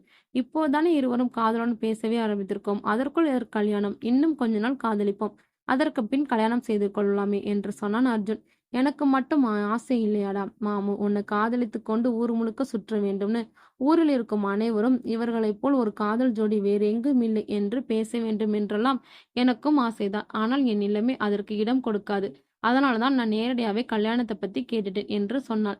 என்னை நீ பார்த்து எவ்வளவு நாள் இருக்கும்? அதற்கு முன் என்னை பற்றி உனக்கு தெரியாது, உன்னை பற்றி எனக்கும் தெரியாது. ஆனால் இந்த ஒரு மாதத்துக்குள் நீ என்னை காதலிக்கிறேன் என்று சொல்கிறாயே, அது எப்படி என்று கேட்டான் அர்ஜுன். ஏன், நீ கூட தான் என்னை பார்த்து போதுமா? ஒரு மாதம் தான் ஆகிறது, அதுக்குள் நீ என்னை காதலிக்கவில்லையா என்று கேட்டாள் உத்ரா. ஆண்களின் கதையை வேறு. அவர்கள் ஒரு பெண்ணை பார்த்த உடனே காதலிக்க ஆரம்பித்து விடுவார்கள். ஆனால் பெண்கள் அப்படி இல்லை. எப்பொழுதும் அவனை பற்றி அலசி ஆராய்ந்து அவன் நல்லவனா கெட்டவனா என்று தெரிந்த பிறகு தனக்கு அவன் பொருந்துவானா என்று தெரிந்து கொண்ட பின் தான் காதலிக்க ஆரம்பிப்பார்கள். அதற்கு ஒரு மாதம் போதுமா என்று கேட்டான் அர்ஜுன். ஒரு மாதம், அவ்வளவு நாட்கள் எனக்கு தேவையில்லை. உன்னை நான் முதலில் பார்த்த 10 நிமிடத்திற்குள்ளாகவே உன்மேல் எனக்கு ஈர்ப்பு வந்து விட்டது என்று சொன்னாள் உத்ரா. என்னது, 10 நிமிடத்திலேவா? அப்படி என்ன என்னிடம் உனக்கு பிடித்திருந்தது என்று கேட்டான் அர்ஜுன். வேற என்ன, எல்லாம் உன் முரட்டுத்தனம்தான் என்று சொன்னாள் உத்ரா. எனது முரட்டுத்தனமா? அதுதான் உன் அப்பாவிடமே நிறையவே இருக்கிறது என்று கேட்டான் அர்ஜுன். உன் முரட்டுத்தனத்தில் சுயநலம் இல்லை, ஆனால் அவரின் முரட்டுத்தனத்தில் சுயநலம்தான் பிரதானமாக இருக்கும். உன்னுடைய முரட்டுத்தனம் அன்பும் அரவணைப்பும் கொண்டது, ஆனால் அவருடையதில் பணமும் கௌரவமும் அடங்கியிருக்கும் என்று சொன்னவள், இதில் எந்த முரட்டுத்தனம் பெண்களுக்கு பிடிக்கும் என்று அனைவருக்குமே தெரியும் என்று சொன்னாள் உத்ரா. சுயநலமாய் இருக்கும் உன் அப்பாவின் வாழ்க்கையில் இருந்து உன்னை சீக்கிரம் விடுவித்துக் கொள்ள வேண்டும் என்று நீ நினைப்பது சரிதான். ஆனால் அவரின் செயலை வெறுக்கும் நீ ஏன் அவரையே வெறுக்கவில்லை என்று கேட்டான் அர்ஜுன். அதற்கு ஒரு காரணம் இருக்கிறது. நான் அவரின் சொந்த மகள் இல்லை. என்னை அவர் தத்தெடுத்து வளர்க்கிறார். எனக்கு அவர் வாழ்வு கொடுத்தவர். அதற்கு நன்றி கடனாய் அவர் செய்யும் அராஜகத்தை சகித்து கொண்டு நான் அவன் மகளாக வாழ்கிறேன். அதிலும் அவர் கௌரவத்துக்கு களங்கம் வராமல் இருக்க ஒன்றிவிட்ட தங்கை மகளான என்னை தத்தெடுத்திருக்கிறார் என்று உத்ரா சொன்னார். நீ சொல்வதை பார்த்தால் கௌரவத்திற்காக எந்த எல்லைக்கும் செல்லுமோ அப்பா? நம்மளை வாழ விடுவாரா? யோசித்து பார்த்தாயே என்று கேட்டான் அர்ஜுன். எதிர்ப்பு வரும் என்று எனக்கு தெரியும். ஏன் என்னை கொலை செய்ய முடிவு செய்வார் என்றும் எனக்கு தெரியும். அதற்கு தான் எனக்கு உறுதுணையா இருக்க தைரியமான ஒருவனை நான் தேர்ந்தெடுத்திருக்கிறேனே என்று அவனை காட்டிக்கொண்டு சொன்னாள் உத்ரா.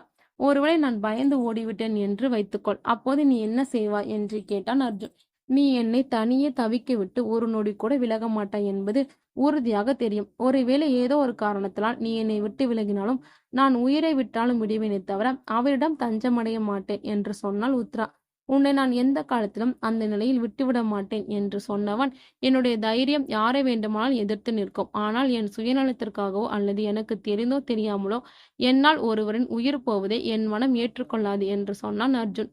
அர்ஜுன் அவர் சொல்லிக் கொண்டிருந்த அதே நேரம் அவன் நன்மைக்காக ஒருவன் உயிரை விட்டு கொண்டிருந்தான். சாம்பமூர்த்தி தங்களை ஒட்டு கேட்டுக்கொண்டு செய்தி சொல்ல போய் கொண்டிருந்தவனை பிடித்து அவனை பார்த்ததும் அதிர்ந்தான். அவன் முன்பு மூர்த்தியுடன் வேலை பார்த்த முருகன்.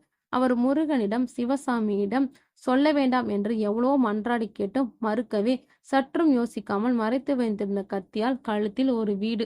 அடுத்த நிமிடம் உயிர் துடித்து அடங்கியது. இனியும் இந்த ஊரில் இருந்தால்தான் இன்னும் பல கொலைகள் செய்ய வேண்டியிருக்கும் என்பதை உணர்ந்தவர் விரைவில் ஊரை விட்டு செல்ல முடிவெடுத்துவிட்டு வீட்டிற்கு சென்றார். அந்த நேரம் வீல் என்று சத்தம் கேட்டு திடுக்கிட்டு போனான் அர்ஜுன். அவனுக்கு கத்திய குரல் உத்ராவின் குரல் போல் தோன்றியதால் பதறி போய் அவள் தூங்கிக் கொண்டிருந்த அறைக்கு ஓடி சென்று பார்த்தான். உத்ரா அங்கு அமைதியாய் உறங்கிக் கொண்டிருந்தாள். வேறு எங்கிருந்து சத்தம் வருகிறது என்று புரியாமல் விழித்தான் அர்ஜுன். சற்று நேரத்தில் மாடியில் யாரோ விசும்பும் சத்தம் கேட்டது. சிறிது சிறிதாக சத்தம் அதிகரித்து கதறி அழும் சத்தமாக கேட்க ஆரம்பித்ததும் மனதில் ஏற்பட்ட பயத்தை தள்ளி வைத்துவிட்டு மாடி ஏறினான். சத்தம் எங்கிருந்து வருகிறது என்று அர்ஜுனுக்கு தெரியாமல் குழம்பினான். சத்தம் ஒவ்வொரு முறையும் ஒவ்வொரு இடத்திலிருந்து வந்ததால் எங்கு செல்வது என்று புரியாமல் திகைத்து நின்றான். சிறிது நேரத்தில் சட்டென்று பால்கனியில் சத்தம் நிலைத்து கேட்டது. ஆனால் சத்தம் அழுக்குரல் இல்லாமல் கிரீச் கிரீச் என்று தகரத்தில் கம்பியை வைத்து கீறியது போன்று இருந்தது. சத்தம் வராமல் அங்கு சென்று எட்டி பார்த்தான். அங்கு அவன் கண்ட காட்சியில் அவன் இதயம் துடிப்பதற்கு மறந்தது. மூச்சு விட சிரமப்பட்ட அர்ஜுனன் உடல் செயலிழந்து வேறற்ற மரம் போல் விழுந்தது. அங்கே ஒரு உருவம் பாதி எரிந்த நிலையில் நின்று கொண்டிருந்தது. அந்த உருவத்தின் முகம் முழுவதுமாக எரிந்து போய் உதடும் மூக்கு பாதி எரியாமல் இருந்தது. பற்கள் கோரமாய் வெளியில் நீட்டிக் கொண்டிருந்தது. கால் ஒரு பக்கமாக இழுத்து கொண்டிருந்தது. முதுகு வலிந்து கூன் விழுந்து பார்க்கவே பயமாயிருந்தது. அந்த உருவத்தின் முன் மற்றொரு உருவம் நீண்ட தலைமுடியை விரித்து போட்டுக்கொண்டு நொடிக்கு ஒரு முறை முடிகளை பாம்பு படமெடுப்பது போல் மேலும் கீழும் ஆடிக்கொண்டிருந்தது. அந்த உருவத்தின் உடலும் முழுவதும் கோரமாய் இருந்தது. இரண்டு உருவமும் தங்களுக்குள் ஏதோ பேசிக்கொண்டது. அப்படி அவர்கள் பேசும்போதுதான் சத்தம் இயல்பாய் இல்லாமல் தகரத்தில் கம்பியை வைத்து கீறுவது போன்ற சத்தம் கேட்டது. என்னதான் அர்ஜுன் தைரியசாலியாக இருந்தாலும் இது போன்ற இரண்டு உருவத்தை பார்த்ததும், அதுவும் மிகவும் பக்கத்தில் பார்த்ததும் அவன் இதயத்தில் பயத்தில் செயல்பட மறந்துவிட்டது. அதனாலேயே அவன் மயங்கி சரிந்தான். எவ்வளவு நேரம் மயக்கத்தில் இருந்தான் என்று தெரியவில்லை. ஆனால் அவன் மயக்கத்திலிருந்து விடுபட்டு எழும்போது அவன் மயங்கி விழுந்த மாடியில் இல்லாமல் வேறெங்கோ இருந்தான். சுற்றுமுற்றும் பார்த்தவனுக்கு அந்த இடம் முன்பது போல் பார்த்தது போல் தோன்றவில்லை. இப்போது அவனுக்கு இங்கு என்ன நடக்கிறது என்று புரிந்துவிட்டது. முன்பு ஒருவரை கொலை செய்வதற்காக அந்த ஆவி தன்னை பயன்படுத்திக் கொண்டது போல் இப்பொழுதும் இங்கு கொண்டு வந்திருக்கிறது என்பதை உணர்ந்தான். ஆனால் அன்று சென்ற வீட்டில் இருந்தது போல் இந்த வீட்டில் யாரும் இருப்பது போல் தெரியவில்லை. ஒவ்வொரு அறையாக சென்று பார்த்தான். எங்கும் ஆட்கள் இருந்ததற்கான அடையாளமே தெரியவில்லை. கடைசியாக இன்னும் ஒரே ஒரு அறை மட்டும் இருந்தது. அதிலும் பார்த்துவிட்டு போகலாம் என்று அறையை நோக்கி சென்றான். அர்ஜுன் அந்த அறையை அடையும் சமயம் திடீரென்று கரண்ட் கட்டாகி வீடே கரும் கும்மென்று இருந்தது. அந்த இருட்டிலே தட்டு தடுமாறி அந்த அறையின் கதவை திறந்து கொண்டு உள்ளே சென்றான். அர்ஜுன் 2 எட்டு கூட எடுத்து வைத்திருக்க மாட்டான். அதற்குள் அவன் கால் எதன் மீதோ பட்டு இடறி கீழே விழுந்தான். விழுந்தவன் தான் ஒரு பிணத்தின் மீதுதான் விழுந்திருக்கிறோம் என்பதும் தன் சட்டை முழுவதும் இரத்தமாகிவிட்டது என்பதையும் உணர்ந்தவன் அந்த இடத்தை விட்டு சென்று விடலாம் என்று அங்கிருந்து அடுத்த எட்டு எடுத்து வைக்க திரும்பவும் தடுக்கி எதன் மீதோ விழுந்தான். அங்கும் ஒரு பிணம் இருந்தது. பயமும் பதட்டமும் அதிகமாக அங்கிருந்து தட்டு தடுமாறி வெளியேறி போனவன் யார் மீதோ இடித்துக்கொண்டு அப்படியே நின்றான். சரியாக அதே சமயம் லைட் எரிய ஆரம்பித்தது. லைட் வெளிச்சத்தில் தான் எதன் மேல் மோதி நின்றோம் என்று பார்த்தவன் அதிர்ச்சி அடைந்தான். அங்கே ஒரு பெண் நின்று கொண்டிருந்தாள். அந்த பெண்ணை எங்கேயோ பார்த்தது போல் இருந்தது. அந்த பெண்ணை எங்கே பார்த்தோம் என்று யோசித்துக் கொண்டிருக்கும் போதே அந்த பெண் கடகடவென்ற சத்தத்துடன் விகாரமாய் சிரிக்க ஆரம்பித்தது. சிரித்து முடித்தவள் அர்ஜுனிடம் எதுவுமே சொல்லாமல் திரும்பி சற்று தூரம் சென்றவள் திரும்பி அவனை பார்த்து புன்னகைத்து விட்டு சென்றது. திரும்பி பார்க்கும் நிலையில் அந்த பெண்ணை பார்த்ததும் அர்ஜுனுக்கு அவளை எங்கு பார்த்தோம் என்று நினைவுக்கு வந்தது. தானும் உத்தரவும் இப்போது மாட்டிக்கொண்டிருக்கும் வீட்டின் அறைகளில் மாட்டியிருந்த புகைப்படத்தில் இருந்தவள்தான் இந்த பெண் என்பது அவனுக்கு புரிந்தது. அவள் சென்று மறைந்ததும் அந்த அறையில் திரும்பி கீழே கிடந்த 2 பிணங்களையும் பார்த்தவன் மேலும் அதிர்ச்சி அடைந்தான். அந்த 2 பேரில் ஒருவன் வயதானவனாகவும் ஒருவன் இளைஞனாகவும் இருந்தார்கள். அந்த இளைஞன் தான் முதலில் உத்ராவை பார்த்த பொழுது அவளை துரைத்து கொண்டு வந்த 5 பேரில் ஒருவனாக இருந்தான்.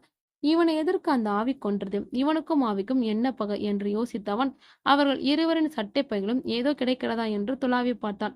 அவர்களிடமிருந்து கிடைத்த அடையாள அட்டை மூலம் வயதில் மூத்தவனின் பெயர் முருகன் என்றும் இளைஞரின் பெயர் சஞ்சய் என்றும் தெரிந்தது. இருவரும் அப்பா மகன் என்பதும் தெரிந்தது.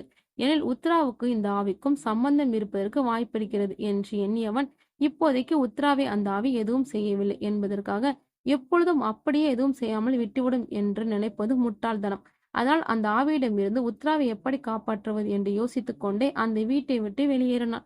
வீட்டை விட்டு வெளியே வந்தவன் சுற்றிலும் பார்த்தவனுக்கு தாங்கள் மாட்டிக்கொண்டிருக்கும் வீடு இருக்கும் ஊருக்கும் பக்கத்து ஊரில் தான் இருப்பதை அறிந்து கவலை கொண்டான். அர்ஜுன் இந்த ஊர் வெறுமனே பக்கத்து ஊராய் மட்டும் இருந்திருந்தால் கவலைப்பட்டிருக்க மாட்டான். தன் மாமனாரும் உத்ராவுக்கும் தனக்கும் இப்போது எதிரியாய் இப்போதிருக்கும் சிவசாமியும் இந்த ஊரில் இருக்கும்போது எப்படி கவலைப்படாமல் இருக்க முடியும்? எப்படியாவது சிவசாமியின் கண்ணிலோ அல்லது அவரின் ஆட்களின் கண்ணிலோ படாமல் அந்த வீட்டிற்கு சென்று விட வேண்டும் என்று எண்ணியவன் பதுங்கி பதுங்கி யாராவது வருகிறாள் என்று பார்த்து கொண்டே முடிந்தவரை வேகமாக சென்றான் அர்ஜுன். அப்படியிருந்தும் அந்த வீட்டின் கேட்டிற்கு ஒரு 100 மீட்டர் பக்கத்தில் வரும்போது சிவசாமியின் அடியாட்களில் இருவர் அவனை பார்த்து விட்டார்கள். எப்படியும் அர்ஜுன் தப்பித்து ஓட பார்ப்பான். அவனை இன்று பிடித்தே ஆக வேண்டும். தப்பிக்க விட்டுவிடக்கூடாது என்று அவர்களுக்குள் பேசிக்கொண்டு அவன் வழியே மறைத்து நின்றார்கள். அர்ஜுன் சண்டைக்கலை பயின்றவன் என்பதையும் ஏற்கனவே ஒரே சமயத்தில் 5 பேரை அடித்து துவைத்ததையும் பாவம் அவர்கள் அறிந்திருக்கவில்லை. அதற்கு பின் என்ன நடந்திருக்கும் என்பது உங்களுக்கே தெரிந்திருக்கும். அவர்கள் இருவரும் காற்றில் பறக்கவிட்டு சில சாகசங்களை காட்டியதும் அவர்கள் இருவரும் மயங்கி விழுந்தார்கள். அதன் பின் அர்ஜுன் சாகவாசமாய் நடந்து வீட்டை நோக்கி சென்றான். அதுதான் அவன் செய்த மிக பெரும் தவறு. அவர்கள் 3வதாக ஒரு ஆள் இருக்கிறான் என்பதையும் அவன் தன்னை பின்னால் நெருங்கிக் கொண்டிருக்கிறான் என்பதையும் அறியாமல் விட்டுவிட்டான். அர்ஜுனை பின்புறமாய் நெருங்கியவன் கையில் ஒரு இரும்பு கம்பி இருந்தது. அவன் அர்ஜுனன் பின் மண்டையை பிளந்து விடும் நோக்கத்தில் தலையை குறிவைத்து ஓங்கி கம்பியை இறக்கினான். அவனின் கெட்ட நேரமோ இல்லை, அர்ஜுனின் நல்ல நேரமோ தெரியவில்லை. அந்த சமயம் அர்ஜுன் கேட்டை தாண்டி ஒரு காலை எடுத்து வைத்திருந்தான். அர்ஜுன் தலையில் கம்பி பட்ட நொடி அந்த மூன்றாவது ஆள் தூக்கி வீசப்பட்டு 20 அடி தூரம் தள்ளி ஒரு மரத்தில் போய் மோதி விழுந்தான். ஆனால் இதெல்லாம் அர்ஜுனுக்கு தெரியாது. அவன் தலையில் ஏதோ தூசு பறந்து வந்து விழுந்தது போல் தலையை ஒரு தடவி கொடுத்துவிட்டு வீட்டிற்குள் போய்விட்டான். அப்போதுதான் தட்டு தடுமாறி எழுந்து நின்ற அந்த இருவரும் அந்த காட்சியை கண்டதும் பின்னங்கால் பிடரில் படம் ஓட்டம் எடுத்தார்கள். அங்கு ஓட்டம் எடுத்தவர்கள் சிவசாமி வீட்டிற்கு சென்றுதான் நின்றார்கள். அங்கு நடந்த அனைத்தையும் சிவசாமியின் சொன்னவர்கள் வாங்கி அடினாலும் அங்கிருந்து ஓடி வந்த களைப்பினாலும் அப்படியே மயங்கி விழுந்தார்கள். அந்த வீட்டில் நுழைந்து என்னிடமிருந்து தப்பித்துக் கொள்ளலாம் என்று அவர்கள் நினைத்தால் அவர்கள் தலையெழுத்தை யாரால் மாற்ற முடியும்? என் கையால் சாக வேண்டியவர்கள் அந்த ஆவி கையால் சாகப் போயிருக்கிறார்கள். இப்போது என்ன ஆகி போச்சு? என் கையால் செத்தா என்ன, ஆவி கையால் செத்தான? எனக்கு தேவை அவர்களின் சாவு. அது நடந்தால் போது என்று எண்ணிக்கொண்டவர் வாய் விட்டு சிரித்து கொண்டார். வீட்டுக்குள்ளே நுழைந்த அர்ஜுன் உத்ரா அவளது அறையில் இல்லாதால் அவள் எங்கே இருக்கிறாள் என்று தேடி பார்த்தான். வேறொரு அறையில் கண்ணாடியின் முன் நின்று கொண்டிருந்தாள் உத்ரா. அவளிடம் சென்ற அர்ஜுன் வெளியே சென்ற வீட்டில் நடந்ததை சொல்லாமல் அந்த வீட்டில் வெளியே வந்த பின் அவளது அப்பாவின் ஆட்கள் அவனை கொலை செய்ய முயற்சி செய்ததை சொன்னான். உத்ரா தன் கழுத்தில் இருந்த தங்கச் சங்கிலியில் இருந்த டாலரை இரண்டாக பிரித்து அதிலிருந்த அவளின் அப்பாவின் புகைப்படத்தை பார்த்து, நாங்க என்ன துரோகம் செய்தோம் உங்களுக்கு? எதற்காக எங்களை வாழ விடாமல் இப்படி தொந்தரவு செய்கிறீர்கள் என்று வாய் விட்டு சொன்னாள். அதே நேரம் அந்த அறையின் வாசலிலிருந்து உத்ராவுக்கு பின் இருந்த கண்ணாடியின் வழியாக அவளது தாளில் இருந்த அவளின் அப்பாவின் படத்தை பாதி எரிந்த முகம் கொண்ட அந்த உருவம் பார்த்து கொண்டிருந்தது.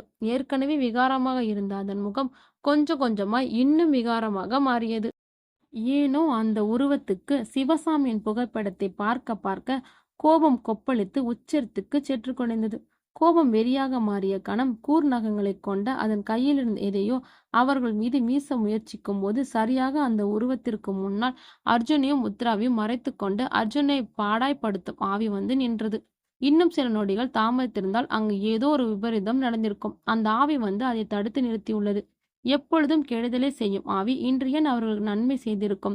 இதை எதுவும் அறியாமல் அங்கு அர்ஜுனும் உத்ராவும் தாங்கள் நிலையை எண்ணி வருந்தி ஒருவர் முகத்தை ஒருவர் பாவமாய் பார்த்து கொண்டிருந்தனர். அவர்கள் இருவர் மனிதரும் தன்னால் தான் இன்னொரு வாழ்க்கையும் பாழாகப் போகிறது என்ற எண்ணம் தோன்றி அவர்களை வயத்து கொண்டிருந்தது. அதற்கு மேல் உத்ராவின் சோகம் நிரம்பிய முகத்தை பார்க்க முடியாமல் தன் பார்வையை வேறு பக்கம் திருப்பியவன் கண்களில் கண்ணாடியில் பட்டு அதில் தெரிந்த காட்சியை பார்த்து அதிர்ச்சியில் இழுக்குத்தி நின்று விட்டது. அர்ஜுனுக்கு கண்ணாடியில் முதல் நாள் இரவில் பார்த்த உருவம் தெரிந்தது. நேற்று இருட்டில் பார்த்ததால் மங்களாய் தெரிந்த உருவம் இப்போது பகல் வெளிச்சத்தில் தெளிவாய் தெரிந்தது. அர்ஜுன் சட்டென்று வாசற்கதவு பக்கம் திரும்பி பார்த்தான். அங்கு அந்த உருவம் இல்லை. சத்தம் எழுப்பாமல் விரைவாக வந்தவன் சுவர் ஓரத்தில் அந்த உருவம் மறந்திருக்கிறதா என்று பார்த்தான். ஆனால் அங்கு யாரும் இல்லாதால் ஏமாற்றம் அடைந்தான். அங்கு யாரும் இல்லாதால் ஏமாற்றம் திரும்பும்போது அவனின் காலில் ஏதோ பட்டு சற்று தள்ளி விழுந்தது. காலில் பட்டது என்ன என்று குனிந்து பார்த்தான். அர்ஜுன், அது ஒரு கத்தி.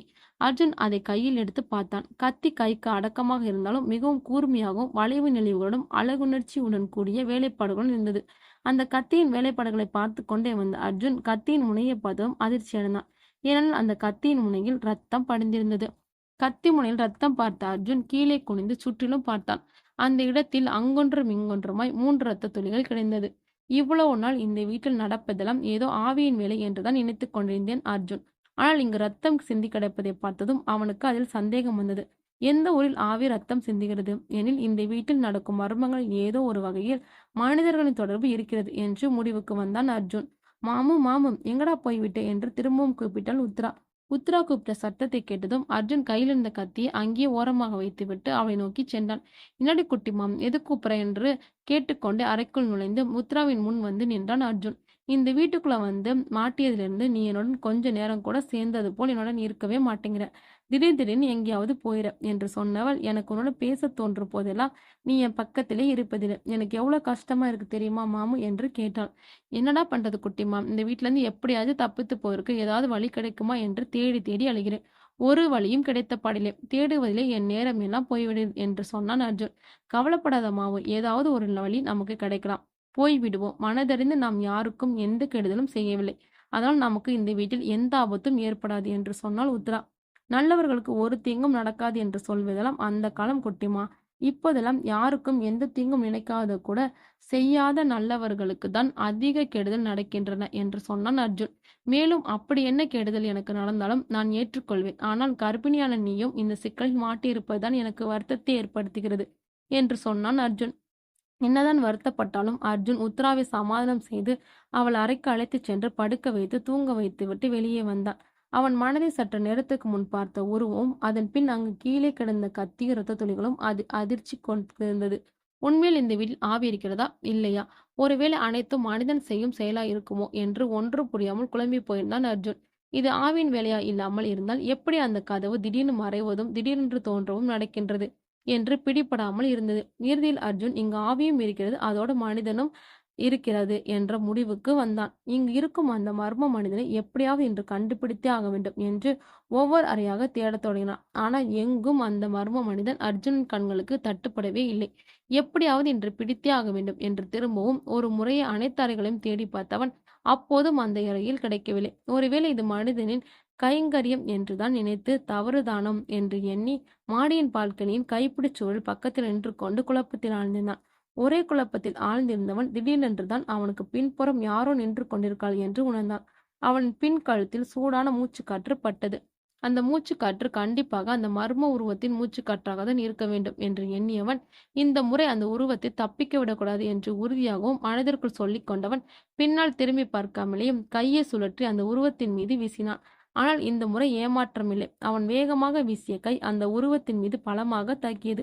திடீரென்று தாக்கப்பட்டதால் அந்த உருவம் நிலை தடுமாறி கைப்பிடி சுவர் மீது மோதி கீழே விழப்போன கடைசி நொடி கைகளால் கைப்பிடி சுவரை பிடித்தது. அர்ஜுன் திரும்பி பார்க்கும்போது கைப்பிடி சுவரை பிடித்துக் கொண்டு கீழே தொங்கிக் கொண்டிருந்தது அந்த உருவம். பார்க்கவே விகாரமா இருந்த அந்த உருவத்தை காப்பாற்றலாமா வேண்டாமா என்று ஒரு நொடி கூட யோசிக்கவில்லை. ஓடிச் சென்று அந்த உருவத்தின் கையை பிடித்து தூக்கினான். இந்த உருவத்தின் முதுகு வளைந்திருந்ததால் பேலன்ஸ் செய்து தூக்க முடியாமல் கஷ்டப்பட்டாலும் ஒரு வழியா மேலே தூக்கிவிட்டான் அர்ஜுன். உருவத்தை மேலே தூக்கிய பின் அர்ஜுன் அந்த உருவத்தை மிகவும் பக்கத்திலிருந்து பார்த்தான். அந்த உருவத்தின் 60% உடல் பகுதிகள் தீயில் கருகியிருந்தது. சத்தியமாக அந்த உருவத்தை பக்கத்திலிருந்து யார் பார்த்தாலும் அது ஒரு உயிருள்ள உருவம் என்று சொல்ல முடியாத அளவிற்கு அதன் தோல் பகுதியும் சதை பகுதியும் தீயில் கருகி சிதைந்து போயிருந்தது. அந்த உருவத்தையே சற்று நேரம் முற்று பார்த்து கொண்டிருந்த அர்ஜுன் அதனிடம், நீ யார், உனக்கும் இந்த வீட்டிற்கும் என்ன சம்பந்தம், இந்த வீட்டில் நடக்கும் அமானுஷ்யங்களுக்கு என்ன காரணம் என்று கேட்டான். சற்று நேரம் அமைதியாக இருந்த அந்த உருவம் பின் பேச ஆரம்பித்தது. அதன் குரல் தகரத்தில் கோடு கிழித்தது போல் இருந்தாலும் ஒரு மாதிரி புரியும்படி இருந்தது. நான் யார், எனக்கும் இந்த வீட்டிற்கும் உள்ள தொடர்பு என்ன என்பது பற்றி பிறகு சொல்கிறேன். இப்பொழுது இந்த வீட்டில் நடக்கும் அமானுஷ்ய செயல்களுக்கு காரணத்தை சொல்கிறேன் என்று சொல்லிவிட்டு அங்கு நடந்த சம்பவத்தை சொல்ல ஆரம்பித்தது. நம் வசதிக்காக நமக்கு முன்பு தெரிந்த விஷயங்கள் அனைத்தையும் விட்டுவிட்டு அதன் தொடர்ச்சியாக நடந்த விஷயங்களை மட்டும் சொல்வாங்க. சிவகாமியின் அப்பா இறந்து 4 மாதத்துக்கு பின் சிவகாமியும் மணிகண்டனும் திருமணம் செய்து கொள்ள முடிவெடுத்து அடுத்து வந்த நல்ல நாளில் எளிமையாய் திருமணம் செய்து கொண்டார்கள். அதன் பின் மணிகண்டன் தன் பாசத்தால் தன் அப்பாவின் நினைவு வராமல் சிவகாமியை பார்த்து கொண்டான். தோட்டத்தில் கடுமையாக உழைத்ததன் விளைவாய் விளைச்சல் அதிகரித்து அவர்களின் வாழ்வாதாரம் உயர்ந்தது. அந்த ஊர் மக்கள் அனைவரும் மதிக்கும் மனிதனாக தன்னை வளர்த்து கொண்டான் மணிகண்டன். விளைச்சல் அதிகமானதாலும் ஆடு மாடுகளின் எண்ணிக்கையும் அதிகமானதாலும் வேலைக்கு ஆட்களை அமர்த்தி கொண்டார்கள். அப்படி வேலைக்கு வந்தவர்கள் ஒருவன் தான் தயாளன். ஏனோ அவனை இவர்கள் இருவருக்கும் மிகவும் பிடித்து விட்டது. அதிலும் சிவகாமிக்கு கூட பிறக்காத அண்ணனாகவே மாறிவிட்டான் தயாளன். சிவகாமி தயாளன் எப்பொழுதுமே அண்ணா அண்ணா என்று அழைத்தாள். அதே சமயம் தயாளனும் சிவகாமியை தன் தங்கையைப் போலவே நீ அவளுக்கு தேவையான அனைத்து வேலைகளையும் செய்து வைத்தான். சிவகாமியை எப்பொழுதும் அவன் மதி என்றுதான் அழைப்பான். ஏனெனில் என் தங்கை அந்த நிலவை விட அழகானவள், அதனாலதான் மதி என்று அழைக்கிறேன் என்று சொல்வான். சிவகாமிக்கு கூட பிறந்தவர்கள் இல்லாததால் அந்த இடத்தில் வைத்து அவனை பார்த்தான். ஆனால் அவளுக்கு தான் சகோதரனாக நினைக்கும் அவனால் தான் தன் குடும்பம் அழியப் போகிறது என்பது அப்போது தெரியாது. சிவகாமி மணி இருவரின் சந்தோஷமான குடும்ப வாழ்க்கையின் ஆதாரமாக ஒரு வாரிசு பிறந்தது. அவர்களை மேலும் மகிழ்ச்சி கடலில் மூழ்க வைத்தது. ஒவ்வொரு மாதமும் குழந்தை பிறந்த தேதியில் கோவிலில் அபிஷேகம் செய்து அன்னதானம் செய்தும் அவர்கள் தங்கள் மகிழ்ச்சியை மற்றவர்களுடன் பகிர்ந்து கொண்டனர். குழந்தை பிறந்த 6வது மாதத்தில் குடும்பத்துடன் போட்டோ எடுத்து பிரேம் செய்து வீட்டில் அனைத்து அறைகளும் மாட்டி வைத்து அழகு பார்த்தார்கள். அதில் வரவேற்பு அறையில் தயாளனும் கூட இருக்கும் போட்டோவை மாட்டி வைத்து அவளை தங்கள் வேலைக்காரனால் பார்க்கவில்லை, வீட்டில் ஒருவனாதாய் பார்க்கிறோம் என்பதை அவனுக்கு மட்டும் இல்லாமல் ஊருக்கே தெரியும்படி செய்தார்கள். ஒரு வேலைக்காரனுக்கு இந்த அளவுக்கு இடம் கொடுக்கக் கூடாது என்று ஊரில் இருப்பவர்கள் சொல்லிய வார்த்தைகள் எதையும் அவர்கள் காது கொடுத்து கேட்கவில்லை. ஆனாலும் இன்னும் ஒரு படி மேலே போய் குழந்தையின் 11வது மாதத்தில் தயாளன் மடியில் வைத்து முதல் மொட்டையை அடிக்க ஏற்பாடு செய்தார்கள். ஆனால் அவர்களுக்கு தாங்கள் பார்த்து பார்த்து ஏற்பாடு செய்த மொட்டை அடிக்கும் நிகழ்ச்சி கடைசி வரை நடக்கவே நடக்காது என்று பாவம் தெரிந்திருக்க வாய்ப்பில்லை. மொட்டை அடிப்பு நிகழ்ச்சிக்கு 2 நாள் முன்பு இரவு வழக்கம்போல் தயாளன் வரவேற்பு அறையிலும் மணியும் சிவகாமியும் குழந்தையும் மாடியில் ஒரு ரூமிலும் படுத்து தூங்கிக் கொண்டிருந்தார்கள். திடீரென்று தங்கள் அறையின் கதவு தாழ்பாலை வெளியில் இருந்து யாரோ திறப்பதற்கு முயற்சிப்பது போல் மணிக்கு தோன்றியது. உஷாரான மணி சிவகாமியை எழுப்பிவிட்டு குழந்தையும் தூக்கி கொண்டு அறையின் மற்றொரு கதவை திறந்து கொண்டு பால்கனிக்கு அழைத்துச் சென்றார். இவர்கள் மூவரும் அறையை விட்டு வெளியேறவும் அந்த கதவு திறந்து கொண்டு அவர்கள் 4 பேர் உள்ளே நுழையவும் சரியாக இருந்தது. அறைக்குள் நுழைந்தது வரையில் அவர்கள் இல்லாததை பார்த்து சுற்றுமுற்றம் தேடும்போது மற்றொரு கதவு திறந்து கிடப்பதை பார்த்து அதன் வழியே அவர்களும் பால்கனிக்கு வந்து விட்டார்கள். அப்போதான் அவர்கள் ஏற்கனவே தோட்டத்தில் வேலை செய்யும் பொழுது தேவைப்படும் சிறு சிறு பொருட்களை வீட்டைச் சுற்றி கொண்டு முன் வழியாக வந்து எடுப்பதற்கு சிரமமாக இருக்கும் என்பதற்காக வீட்டின் பின்புறத்தில் பால்கனியில் கட்டி அதன் வழியே கீழே கொடுப்பதற்காக கட்டி தொங்கவிட்டிருந்த கயிறு மூலம் குழந்தையை கீழே இறக்க முயற்சி செய்து கொண்டிருந்தார்கள். இவர்கள் குழந்தையை கீழே இறக்க முயற்சி செய்ததை பார்த்த அந்த நால்வரும் வேகமாக வந்து அவர்களை சூழ்ந்து கொண்டார்கள். அவர்கள் நடுவில் சிவகாமியின் அத்தை மகன் இருந்தான். அவர்கள் நால்வரின் கையிலும் கத்தி இருந்தது. கத்தியுடன் தங்களை சுற்றி கொண்ட அந்த நால்வரையும் பார்த்து பயந்த சிவகாமி அண்ணா அண்ணா என்று தயாளனை துணைக்கு அழைத்தாள். அண்ணா என்ற சத்தத்தை கேட்டு எழுந்த தயாளன் வேக வேகமாக மாடியேறி வந்தான். மாடியேறி வந்த தயாளன் அங்கே மணியையும் சிவகாமியும் சுற்றி வளைத்து 4 பேர் கத்தியுடன் இருப்பதை பார்த்து அதிர்ச்சி அடைந்தான். சிறிது நேரத்தில் அதிர்ச்சியிலிருந்து விடுபட்ட தயாளன் அவர்கள் 4 பேருக்கும் இடையில் புகுந்து உள்ளே சென்று சிவகாமியின் பக்கத்தில் அவளுக்கு துணையாக நின்றான். தங்களுடன் தயாளன் துணைக்கு சேர்ந்தது மணிக்கு சிவகாமிக்கும் ஒரு புது தெம்பு வந்தது போல் இருந்தது. ஆனால் அங்கு நடந்ததே வேறு ஒன்று. சிவகாமி எதிர்பார்க்காத நேரத்தில் தயாளன் அவளிடம் குழந்தையை பிடுங்கி குழந்தையின் கழுத்தில் கத்தியை வைத்தான். தயாளனின் செயலை பார்த்து மணியும் சிவகாமியும் அதிர்ச்சி அடைந்தார்கள். ஆனால் அதே நேரம் அந்த நால்வரும் கை கொட்டி சிரித்தார்கள். சிவகாமியை பார்த்து அவளை நான் அத்தை மகன் சிரித்து கொண்டே தயாளன் உன் உடன்பிறவா சகோதரன் என்று நினைத்தாயா? அதுதான் இல்லை, அவன் என்னுடைய ஆள் என்று சொல்லி குரூரமாய் சிரித்தான். உங்களுக்கு இப்பொழுது என்ன வேண்டும்? எதற்காக எங்களை தொல்லை செய்கிறீர்கள் என்று சிவகாமி கேட்டாள். என்ன வேண்டுமா? உன்னுடைய அன்பும் உன்னை நான் திருமணம் செய்வதன் மூலம் இந்த சொத்தும் தான் எனக்கு முன்பு தேவைப்பட்டது. ஆனால் இப்போது தேவைப்படுவதோ வேறொன்று. என்னை நேசிக்க தவறிய உன்னுடைய உயிரும் நீ நேசித்த அவனின் உயிரும் தான் எனக்கு வேண்டும் என்று சொன்னான் அந்த கும்பலின் தலைவன். ஆனால் உங்கள் உயிரை எடுப்பதை என் கையால் செய்ய மாட்டேன். அதற்கு வேறு ஒரு வழியை வைத்திருக்கிறேன் என்று சொன்னவன் அவன் ஆட்களில் ஒருவனை பார்க்க அவன் தையில் இருந்த கத்தியை சிவகாமியின் முன் தூக்கி வீசினான்.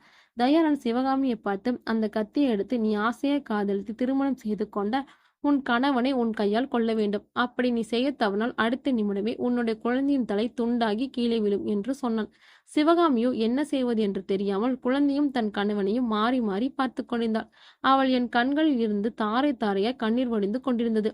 நேரம் செல்ல செல்ல தயாளின் கையிலிருந்து கத்திக்கும் குழந்தையின் கழுத்துக்கும் இடையிலிருந்த தூரம் குறைந்து கொண்டே வருவதை பார்த்த மணி கீழே கிடந்த கத்தியை எடுத்து சிவகாமியின் கையை பிடித்து அவள் கையில் கத்தியை வைத்தார். யோசிக்காத சிவகாமி, இவர்கள் எப்படியும் நம்மை கொன்று விடுவார்கள். நம் குழந்தையாவது பிழைக்கட்டும். நான் இவர்களின் கையில் சாவதை விட உன் கையால் சாவதற்கு சந்தோஷப்படுகிறேன். யோசிக்காமல் என்னை குத்தி கொன்றுவிடு என்று சொன்னார். அப்போதும் அழுது கொண்டு நின்று கொண்டிருந்த சிவகாமியை பார்த்த தயாளன் மேலும் குழந்தையின் கழுத்தருகே கத்தியை கொண்டு செல்ல கத்தியின் முனைப்பட்டு குழந்தையின் கழுத்தில் மெலிதான கீறல் விழுந்து ரத்தம் ஒழிய ஆரம்பித்தது.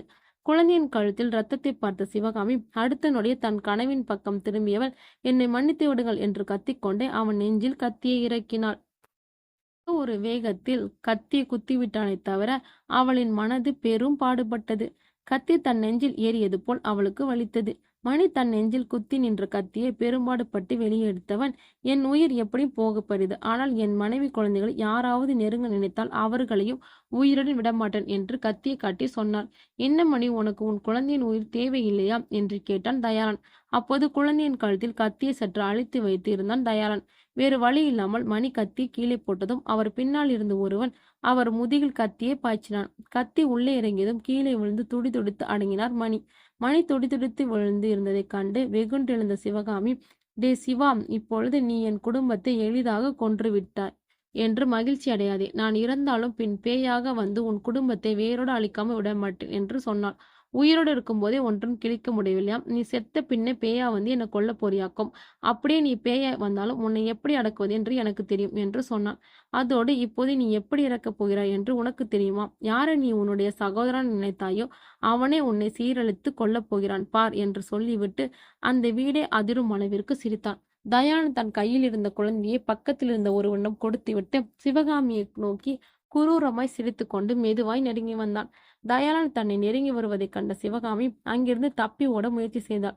உடனே தயாளன் சிவகாமியின் தலைமை முடியை எட்டி பிடித்து இழுத்தான். சிவகாமியின் தலையை முடியை எட்டி பிடிக்கவும் தயாளன் முகத்தில் ரத்தம் தெரித்து விழவும் சரியாக இருந்தது. தன் முகத்தில் வந்து விழுந்த இரத்தத்தை கையால் துடைத்தபடி திகைத்து போய் சிவகாமியை பார்த்தான் தயாளன். சிவகாமியின் கழுத்தில் இருந்து ரத்தம் பீச்சி அடித்துக் கொண்டிருந்தது. குழந்தையை வைத்திருந்தவன் கையில் இருந்த கத்தி சிவகாமியின் கழுத்தில் புதைந்திருந்தது. தயாளன் அவனை பிடித்து தள்ளிவிட்டு, டேய் என்னடா இப்படி செய்தாய் என்று கத்தினான்.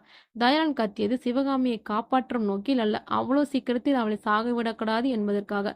அவளை சித்திரவதை செய்து கொலை செய்ய எண்ணியிருந்தார்கள். ஆனால் இப்பொழுது அவள் சில நொடிகளுக்குள் உயிரை விடப் போகிறாள். சில நிமிடங்கள் அதிர்ச்சியில் திகைத்து நின்று விட்ட அந்த 4 பேரும் அதிர்ச்சியில் இருந்து விடுபட்டு பார்க்கும்போது குழந்தையும் காணவில்லை, குழந்தையை வைத்திருந்தவனையும் காணவில்லை. வீடு முழுவதும் தேடியும் அவன் கிடைக்காதால் 2 பேர் அவனை சற்று தூரம் தேடி பார்த்துவிட்டு அவன் கிடைக்காமல் ஏமாற்றத்துடன் திரும்பி வந்தார்கள். அவர்கள் வருவதற்குள் இங்கு சிவகாமி உயிரை விட்டிருந்தாள். அப்படி இருந்தும் அவர்களுக்கு மனம் மாறவில்லை. அந்த நேரத்திலும் அவர்களின் மனதிலும் இருந்த குரூரம் வெளிப்பட்டது. மற்ற 3 பிள்ளைகளையும் அனுப்பிவிட்டு சிவசாமி சிவகாமியின் உடலில் இருந்து உடைகளை களைத்து தூக்கி எறிந்துவிட்டு, என்னை கல்யாணம் செய்து கொள்ள முடியாது என்று சொன்னாய் அல்லவா, இப்போது உன் ஆடையற்ற உடலை இந்த ஊரே பார்க்க போகிறது பாரு என்று சொல்லிவிட்டு அங்கிருந்து எதையோ சாதித்துவிட்ட மன நிம்மதியுடன் சென்றான். பளிச்சென்று விடுவதற்கு முன்பே வந்த வேலைக்கார கிழவி ஒருத்தி அங்கு சிவகாமி கிடந்த கோலத்தை பார்த்து பதறியவள் பக்கத்தில் அறையில் இருந்த போர்வை எடுத்து வந்து போத்தி விட்டாள். அதோடு அவர்கள் இறந்து கிடப்பதைக் கண்டு கத்தி கூச்சலிட்டு ஊரில் இருந்தவர்களை கூட்டினார். காவலர்களும் ஊருக்குள் வருவதே கேவலம் என்று எண்ணியிருந்த காலம் அது. அதனால் யாருக்கும் தெரியாமல் அவர்களின் பிணத்தை எரித்துவிட ஊர் மக்கள் முடிவு செய்தார்கள். அன்றைக்கு இரவு வரை காத்திருந்தும் அவர்கள் இருவரின் பிணத்தையும் சுடுகாட்டிற்கு கொண்டு சென்று விறகுகளை அடுக்கி அதில் மணியையும் அதற்கு மேல் சிவகாமியும் ஒரே சிதையில் படுக்க வைத்து எரியூட்டி விட்டு வந்தார்கள். அங்கு வெட்டியான் ஒருவன் மட்டுமே இருந்தான். சிதையில் இருவரின் உடலும் எரிவதைக் கண்ட வெட்டியான் மனம் கலங்கினான். இந்த ஊருக்கு வந்து கொஞ்ச வருடங்கள் ஆனாலும் அங்கிருந்த மக்களின் மனதில் நீங்காம இடம் பிடித்து விட்டார் மணி. அதனால் தானோ அவரின் இழப்பு அவனை கலங்கடித்தது. சிதை எரிய ஆரம்பித்து 2-3 நிமிடத்திற்குள்ளாகவே பிணம் எழுந்து அமர்ந்து வெட்டியானுக்கு தெரியும். சில பிணங்கள் எரியும் போது நரம்பு இழுத்து பிடித்துக் கொள்வதால் பிணங்கள் எழுந்து அமர்ந்து கொள்ளும். அப்போதெல்லாம் அந்த பிணத்தை ஒரு குச்சியை வைத்து அடித்து அதை கிடைமட்டமாக வர வைத்து எரிய வைப்பான். அதே போன்றுதான் இப்பொழுதும் மணியின் பிணமும் எழுந்து அமர்ந்து இருக்கிறது என்று எண்ணி ஒரு குச்சியை எடுத்துக்கொண்டு அடிக்கச் சென்றான். அடுத்த நொடி அங்கு நடந்ததை பார்த்த அவனுடைய இதயம் வாய் வழியே வந்து வெளியே விழுவது போல் ஆயினது. சிதையில் இருந்த மணியின் உடல் எழுந்து அவனை நோக்கி நடந்து வந்தது. வெட்டியானை மணியின் உடல் நெருங்கும் பொழுது வெட்டியான் ஓட்டம் எடுத்தான். அன்றிலிருந்து அந்த ஊரில் அவனை இன்று வரை யாரும் பார்க்கவில்லை. சிதையில் இருந்து எழுந்த மணியின் உடல் நேராக அவரது வீட்டிற்கு சென்றது. என்னதான் குழந்தையின் உயிரை காப்பாற்றுவதற்காக தன் கணவனை சிவகாமி குத்தியிருந்தாலும் குத்தும் போது இதய பகுதியில் குத்தாமல் சற்று சாய்வாக மேலே இருக்கும்படி குத்தியிருந்தாள் சிவகாமி. பார்ப்பதற்கு ஆழமாக இறங்கியது போல் தெரிந்தாலும் உயிருக்கு ஆபத்தை ஏற்படுத்தும் அளவுக்கு அந்த காயத்தின் வீரியம் இல்லை. ஆனால் அவன் மணியின் பின்னால் இருந்து முதுகில் குத்தியது தண்டுவடம் பாதிப்படைந்து நிமிர்ந்து நடக்கும் சக்தியை மணி இழந்திருந்தான். அதோடு சிதையில் எரிந்தபோது அவருடைய முகமும் உடலில் சில பகுதிகளும் எரிந்து போயிருந்ததால் அவர் முகம் உடலும் பார்ப்பதற்கு விகாரமாக மாறியிருந்தது. நான் யார் என்று இப்போது சொல் என்று அர்ஜுனன் கேட்டது அந்த உருவம். நீங்கள் தான் மணி என்று தடுமாறிக்கொண்டே சொன்னான் அர்ஜுன். இப்போது சொல், அழகான குருவிக்கூடு போல் இருந்த எங்களின் குடும்பத்தை சிதைத்த, அதுவும் நம்ப வைத்து கழுத்தறுத்த அந்த கயவர்கள் உயிருடன் விடலாமா என்று கேட்டான் மணி. என்ன சொல்வது என்று புரியாமல் முழித்துக் கொண்டிருந்தான் அர்ஜுன். அவன் மனதில் மற்றொரு கேள்வி தோன்றி அவனை அரித்துக் கொண்டிருந்தது. தங்கள் குடும்பத்தை அழித்தவனை பழிவாங்குவதற்கு எதற்கு இவ்வளவு வருடங்கள் காத்திருந்தது அந்த ஆவி என்பதுதான் அந்த கேள்வி. அதை மணி அவர்களிடமே கேட்டுவிடலாம் என்று முடிவு செய்தவன் அவரை பார்த்து, அந்த கயவர்களுக்கு தக்க தண்டனை கிடைக்க வேண்டும் என்பது சரிதான். ஆனால் இத்தனை வருடங்கள் காத்திருந்து இப்பொழுது ஏன் அதற்கு பழி வாங்க வேண்டும்? அதை முன்பே செய்திருக்கலாமே என்று கேட்டான் அர்ஜுன். எங்களுக்கு இந்த கொடுமை நடந்து முடிந்து 10 நாட்களுக்கு பிறகு ஒரு நாள் அந்த படுபாதக செயலில் ஈடுபட்ட ஒருவனும் புதிதாக இருந்த மற்றொருவனும் இந்த வீட்டிற்குள் நுழைந்தார்கள். எனக்கு விழுந்த கத்தி குத்தும் காயத்திற்கும் தீக்காயத்திற்கும் எனக்கு தெரிந்த வகையில் பச்சிலை வைத்தியம் செய்து கொஞ்சம் கொஞ்சமாக குணமாகிக் கொண்டிருந்த நேரம் அது. அவன் ஒருவராக அறையை அந்த புதியவனுக்கு காட்டிக்கொண்டு வந்தான். நான் மறைந்திருந்த அறைக்கு வந்ததும், குழந்தைகளின் விளையாட்டுப் பொருட்கள் இருக்கிறது. அது இல்லாமல் ஸ்டோர் ரூமாகவும் வைத்துக்கொள்ளலாம் என்று சொல்லிக்கொண்டே வந்தவன், அந்த புதியவரின் முகமாற்றத்தை பார்த்து அறையின் மூலையிலிருந்து என்னை பார்த்தவன் அதிர்ச்சியடைந்து அங்கிருந்து ஓட ஆரம்பித்தான். என் விகாரமான உருவத்தை பார்த்து அவன் என்னை பேய் என்று எண்ணி இருப்பான் என்று நினைக்கிறேன். அவன் ஓடியதை பார்த்த அந்த புதியவரும் அவன் பின்னாடியே ஓடினான். ஓடிக்கொண்டிருந்த அவன் திடீரென்ற தூக்கி வீசப்பட்டு வரவேற்றையின் மேற்கூரையில் இடித்து கீழே வந்து விழுந்தான். அதே சமயம் இடி என பயங்கரமான ஒரு சிரிப்பு சத்தம் கேட்டது. வீட்டின் கூரையில் முட்டும் அளவுக்கு பிரம்மாண்டமாக வளர்ந்து மிகவும் பயங்கரமான தோற்றத்தில் மிகவும் சாந்த ஸ்வரூபியா பார்த்து பழகிய என் சிவகாமியின் மற்றொரு பரிணாமத்தை அன்றுதான் முதலில் பார்த்தேன். பார்த்ததும் அது சிவகாமி தான் என்று உணர்ந்து கொண்டே எனக்கே பயமா இருந்தது என்றால் அங்கு நின்று கொண்டிருந்தவன் அந்த புதியவன் நிலைமையை நினைத்து பார்த்தால் இப்பொழுதும் பரிதாபமாக தோன்றுகிறது. கூரையை முட்டும் நெடு உயரம், வாய்க்கு வெளியே ஒரு அடிக்கு நீண்டிக் கொண்டிருந்த கோரைப்பற்கள், தீயாய் திகுதிகுவென என்று ஜுவாலையுடன் எரிந்து கொண்டிருந்த கண்கள், சூறைக்காற்றில் அலைக்கழிக்கப்படும் கருமேகமாய் கூந்தல் என்று சிவகாமி தோற்றத்தை பார்த்து குலை நடுங்கி போன அவரின் உடல் கிடுகிடுவென நடுங்கிக் கொண்டிருந்தது.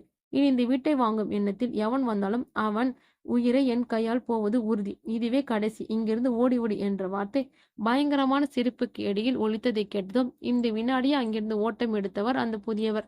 வீட்டிலிருந்து ஓட்டம் பிடித்தவர் கேட்டுக்கு அருகில் வரும்போது தன்னை கூட்டிக் கொண்டு வந்தவன் உடல் கேட்டின் மேல் விழுந்ததை பார்த்து விதிர்த்து போனான்.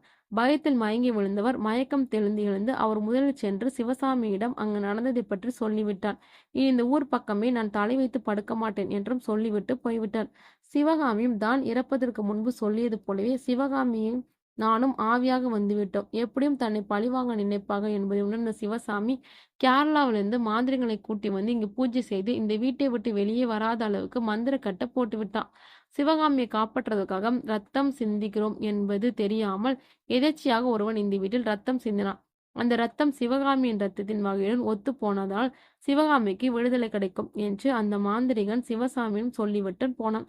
அதனால்தான் இவ்வளவு நாள் அந்த கயவர்கள் சிவகாமியினால் எதுவும் செய்ய முடியவில்லை. ஆனால் அன்றொரு நாள் உன் தோளில் கத்தி குத்து ரத்தம் சிந்திய போதுதான் சிவகாமி விடுதலை அடைந்தாள். சிவகாமி விடுதலை அடைந்த அவருக்கு பின் அவளின் ஆவேசத்திற்கு 2 பேர் பலியாகி இருக்கிறார்கள். அது யார் என்றும் எப்படி என்றும் உனக்கே தெரியும் என்று சொன்னார். உங்களின் குழந்தையை ஒருவர் தூக்கி கொண்டு ஓடியதாக சொன்னீர்களே, அவர் யார் என்று உங்களுக்கு தெரியுமா? அந்த குழந்தை இன்னும் உயிருடன் இருக்கும் என்று நீங்கள் நினைக்கிறீர்களா என்று கேட்டான் அர்ஜுன். அவனும் சிவசாமியிடம் அடியாளாக இருந்தவன்தான். எனக்கு தெரிந்த வகையில் குழந்தை உயிருடன் இருப்பதற்கு வாய்ப்பில்லை. சிவகாமியை சித்திரவதை செய்து கொலை செய்ய வேண்டும் என்று நினைத்திருக்கும் போது அவன் அவசரப்பட்டு அவள் கழுத்தில் கத்தியால் குத்திவிட்டதால் உடன் இருந்திருப்பவர்களும் சிவசாமியும் ஏதாவது தன்னை செய்து விடுவார்கள் என்ற பயத்தில் தான் அவன் ஓடியிருப்பான். அதனால் உறுதியாக அவன் குழந்தையை வழியில் எங்காவது கொன்று வீசிவிட்டு சென்றிருப்பான் என்று சொன்னார் மணி. அதை சொல்லும் போதே இணையில்லாத அவர் என் கண்களிலிருந்து கண்ணீர் வழிந்தது. அதை பார்த்தபோது அர்ஜுனுக்கு விகாரமான உருவத்திற்குள் ஒளிந்திருக்கும் அவரின் குழந்தைத்தனமான உள்ளம் தெளிவாக தெரிந்தது. அவர் தன் குழந்தையின் மீது வைத்திருந்த பாசத்தின் அளவை அவர் கண்களில் வழிந்த கண்ணீர் சொல்லியது. அவரின் பாசத்தை பார்க்கும் பொழுது அர்ஜுனுக்கு தன் அப்பா சாம்பமூர்த்தி நினைவு வந்தது. இவரின் அன்பிற்கு சற்றும் குறையாமல், இன்னும் சொல்ல போனால் அதைவிட ஒருபடி அதிகமாக அன்பை காட்டிய தன் அப்பா இப்பொழுது எப்படி இருக்கிறாரோ என்று தெரியவில்லை என்று கலங்கினான். அதே சமயம் அவருக்கு எந்த ஆபத்தும் வந்திருக்க கூடாது என்று மனதிற்குள் கடவுளிடம் வேண்டிக் கொண்டான். ஆனால் அவன் வேண்டுதல் கடவுளின் காதுகளுக்கு கேட்டதோ இல்லையோ தெரியவில்லை. ஆனால் அவன் காதுகளுக்கு ஒரு சத்தம் கேட்டது. டே அர்ஜுன், வீட்டை விட்டு வெளியில வாடா. இப்போது நீ வெளியில வருகிறாயா, இல்ல உன் அப்பாவின் உயிரை இதே இடத்தில் எடுக்கவா என்ற சத்தம் கேட்டதும் தன் அப்பா மூர்த்தி சிவகசாமியிடம் மாட்டிக்கொண்டார் என்பது அர்ஜுனுக்கு புரிந்துவிட்டது. உடனே வீட்டை விட்டு வெளியில் வந்து பார்த்தான் அர்ஜுன். அங்கு கேட்டிருக்கும் முன் அர்ஜுனன் அப்பா மூர்த்தி முட்டி போட்டு அமர வைக்கப்பட்டிருக்க அவரின் கழுத்தில் சிவசாமி கத்தியை வைத்து கொண்டு நின்றிருந்தார். அர்ஜுனுக்கு கேட்ட அதே சத்தம் உத்ராவுக்கும் கேட்டதால் அவளும் மெதுவாக எழுந்து வீட்டிற்கு வெளியே வருவதற்கு கதவருகில் வந்தவள் இப்போது தான் கதவை திறந்தால் திரும்பவும் ஏதாவது அசம்பாவிதம் நடந்து விடுமோ என்று சற்று பயம் ஏற்பட்டதால் தயங்கி நின்றாள். அன்று நடந்தது அதற்குள் மறந்து விடுமா என்ன? சற்று யோசித்தவள் இப்போதுதான் அர்ஜுன் பக்கத்தில் இல்லையே, அதனால் ஒரு முறை முயற்சி செய்து பார்ப்போம், அப்போதும் கதவு திறக்கவில்லை என்றால் திரும்பி போய் விடுவோம் என்று எண்ணிக்கொண்டு கதவில் கையை வைத்து திறந்தாள். கிரீச் என்ற சத்தம் கேட்டதும் சட்டென்று கையை கதவிலிருந்து எடுத்துக்கொண்டு சற்று தள்ளி நின்றாள். அப்போது சித்ராவின் உடல் நடுங்கிக் கொண்டிருந்தது. அதன் பின் எதுவும் நடக்காத நாள் சற்று நிம்மதி அடைந்த உத்ரா அப்போதான் அந்த சத்தம் கதவிலிருந்து வருகிறது என்பதை கவனித்தாள். சிறிது தைரியத்தை வரவழைத்துக் கொண்டு இந்த முறை கதவை திறந்தவள் எதுவும் நடக்காததால் மெதுவாக வீட்டை விட்டு வெளியில் வந்தாள். மெதுவாக நடந்து வந்த உத்ரா அவளது அப்பா சிவசாமியிடம் மாமாவை விட்டு விடுங்கள் என்று சொல்லிக்கொண்டே அர்ஜுனை கடந்து கேட்டிற்கு வெளியே செல்ல பார்க்க அர்ஜுன் அவள் கையை பிடித்து நிறுத்தினான். சிவகாமியின் ஆவி மந்திரக்கட்டிலிருந்து விடுபட்டது சிவசாமிக்கு தெரிந்திருக்காது என்பதால் அவர்கள் கேட்டை தாண்டி உள்ளே வரமாட்டார்கள் என்று அர்ஜுனுக்கு தெரிந்ததால் உத்ராவை கேட்டிற்கு முன்பே நிறுத்தி கொண்டான். அதே சமயம் சிவசாமியும் அர்ஜுனிடம் நீ உன் அப்பா உயிருடன் இருக்க வேண்டும் என்று நினைத்தால் நீயும் உத்ராவும் கேட்டை விட்டு வெளியே வாருங்கள் என்று சொன்னார். சிவசாமி சொன்னதை கேட்டு அர்ஜுன் அமைதியாக நிற்க உத்ரா வெளியில் செல்ல 2 அடி முன்னே எடுத்து வைத்தாள்.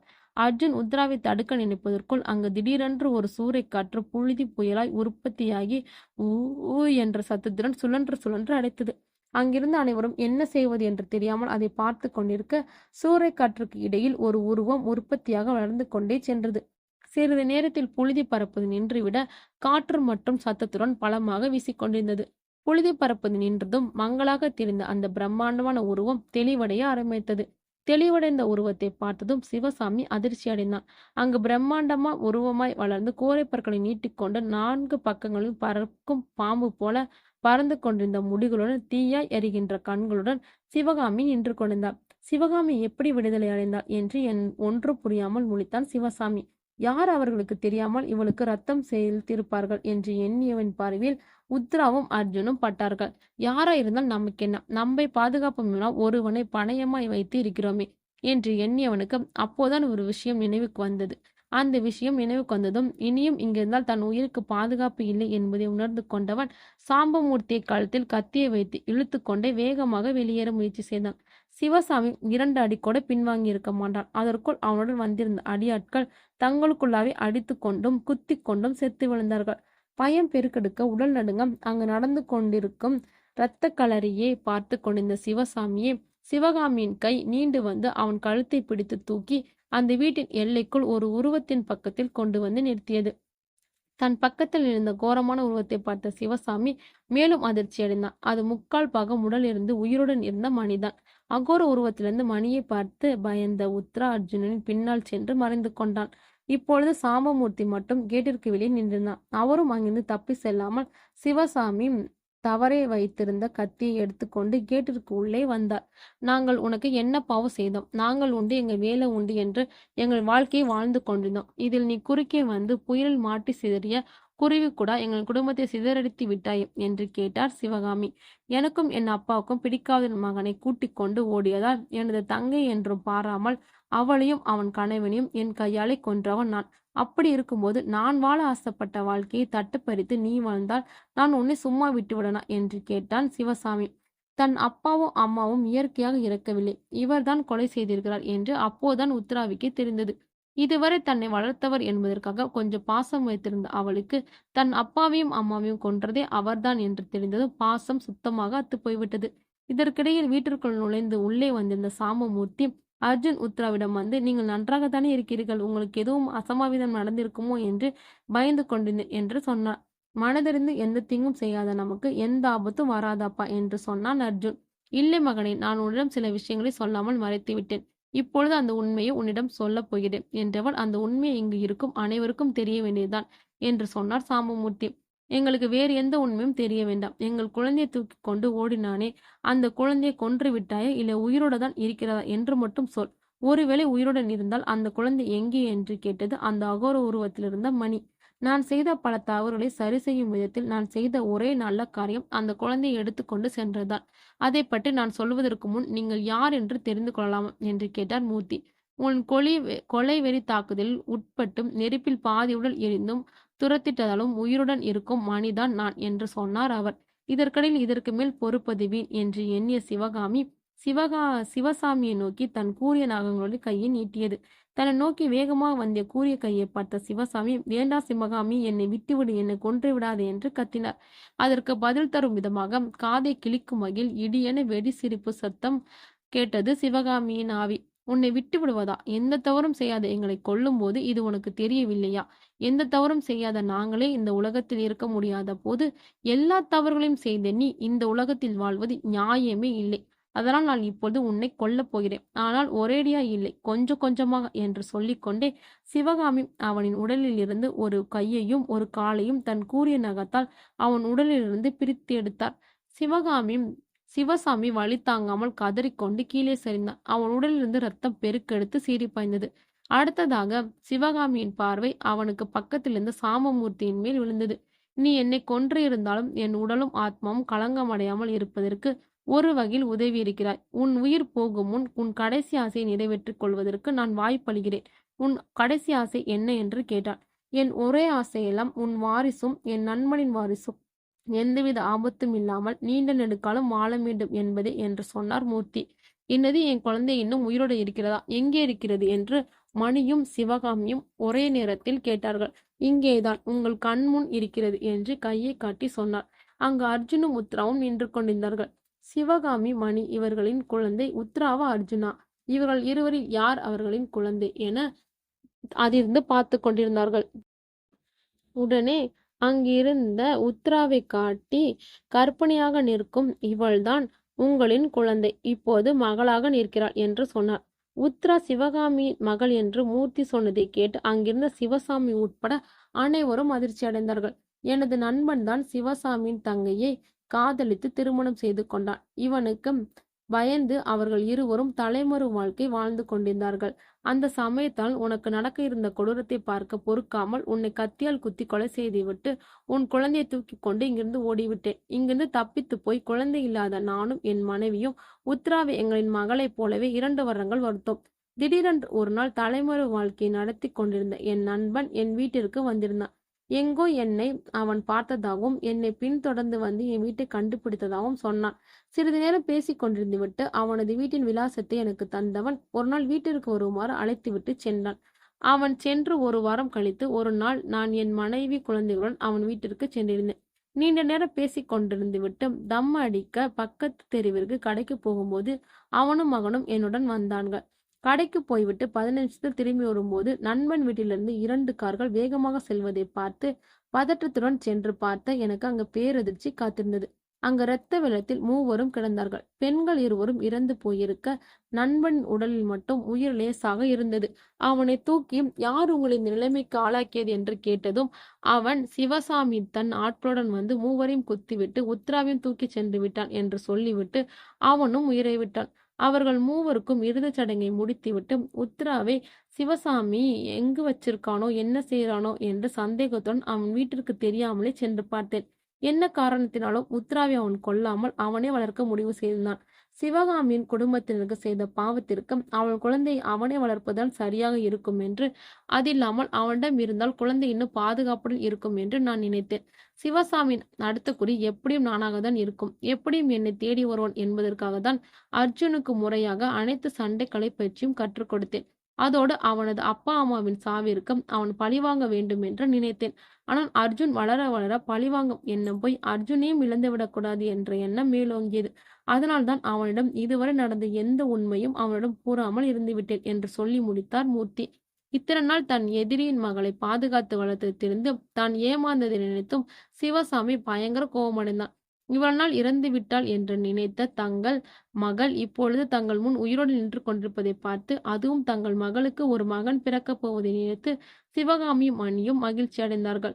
அவர்கள் ஏற்பட்ட மகிழ்ச்சியில் சிறிது கவனம் சிதறியிருக்க, அந்த நேரத்தை பயன்படுத்தி கொண்ட சிவசாமி தன் இடையில் இருந்த கத்தியை எடுத்து உத்ரா மீது வீச ஓங்கினான். அதை கவனித்த சாமமூர்த்தி தன் கையில் ஏற்கனவே இருந்த கத்தியை சிவசாமியை நோக்கி வேகத்துடன் வீசினான். சிவசாமியின் கையில் இருந்த கத்தி விடுபடும் முன் அவனது கையில் தூக்கி இருந்த கத்தி பாய்ந்தது. அதனால் சிவசாமியின் கையில் இருந்த கத்தி சற்று தொலைவில் சென்று விழுந்தது. சிவசாமியின் செயலை பார்த்த கோபமடைந்த சிவகாமியின் ஆவி, ஒரு கை ஒரு கால் இல்லாத போதும் என் குடும்பத்தை அழிக்க துடிக்கும் உன்னையெல்லாம் சாதாரணமாக கொன்றுவிட்டால் அது உனக்கு சரியான தண்டனை இருக்காது. மீதி நீ உயிருடன் இருக்கும்போது காலமெல்லாம் மரணத்தை எதிர்நோக்கி உடல் அழுக அழுக நீ காத்திருக்க வேண்டும் என்று சொன்னவள் அவனை நோக்கி கையை காட்ட, அவன் கையிலிருந்து புகையாக கிளம்ப சிவசாமியின் உடலில் வந்து பட்டது. புகைப்பட்டதும் சிவசாமி உடலில் கொப்புளங்கள் தோன்றி சீல் வைத்து உடல் அழுக ஆரம்பித்தது. அவனை பார்த்து இந்த சீல் வைத்த உடல் கொடுக்கும் வழியினாலும் அதிலிருந்து வரும் நாற்றத்தாலும் எனக்கு சீக்கிரம் மரணம் வராதா என்று நீ நாள்தோறும் கேட்டும் உனக்கு மரணம் வராமல் இவ்வுலகம் உனக்கே நரகமாகும் என்று சிவகாமியின் ஆவி சொன்னது. திரும்பவும் அவன் கையை நீட்ட அவன் தூக்கி எறியப்பட்டு அவனது வீட்டில் அவன் மனைவிக்கு படுத்திருந்த மெத்தையில் போய் விழுந்தான். அலையரெடுத்து கொண்டு எழுந்த அவனது மனைவி அவனையும் அவன் அப்போது இருந்த நிலையும் பார்த்து அருவருப்படைந்து அவனை விட்டு தூரம் சென்றாள். சிவசாமிக்கு அப்போதிருந்து நரக வேதனை ஆரம்பித்தது. தன் குடும்பத்தை சிதற அடித்தவனை பழிவாங்கி விட்டது சிவகாமிக்கு நிம்மதியாக இருந்தாலும் தன் மகளை திரும்பவும் உயிருடன் பார்த்தது அதைவிட மகிழ்ச்சியை தந்தது. மகிழ்ச்சியில் இருக்கும்போது அந்த மகிழ்ச்சி இரட்டிப்பாக்கும் வகையில் அந்த இடத்திலேயே உத்ராவுக்கு வழி எடுத்து ஒரு ஆண் குழந்தை பிறந்தது. தன் மகளையும் தன் பேரனையும் ஒரு சேர பார்த்த மகிழ்ச்சியில் சிவகாமியின் ஆத்மா சாந்தி அடைந்து விண்ணுலகம் சென்றது. பின்னர் அதே வீட்டில் மணி, மூர்த்தி, அர்ஜுன், உத்ரா, அவளின் மகன் என அனைவரும் மகிழ்ச்சியாக வாழ்ந்தனர்.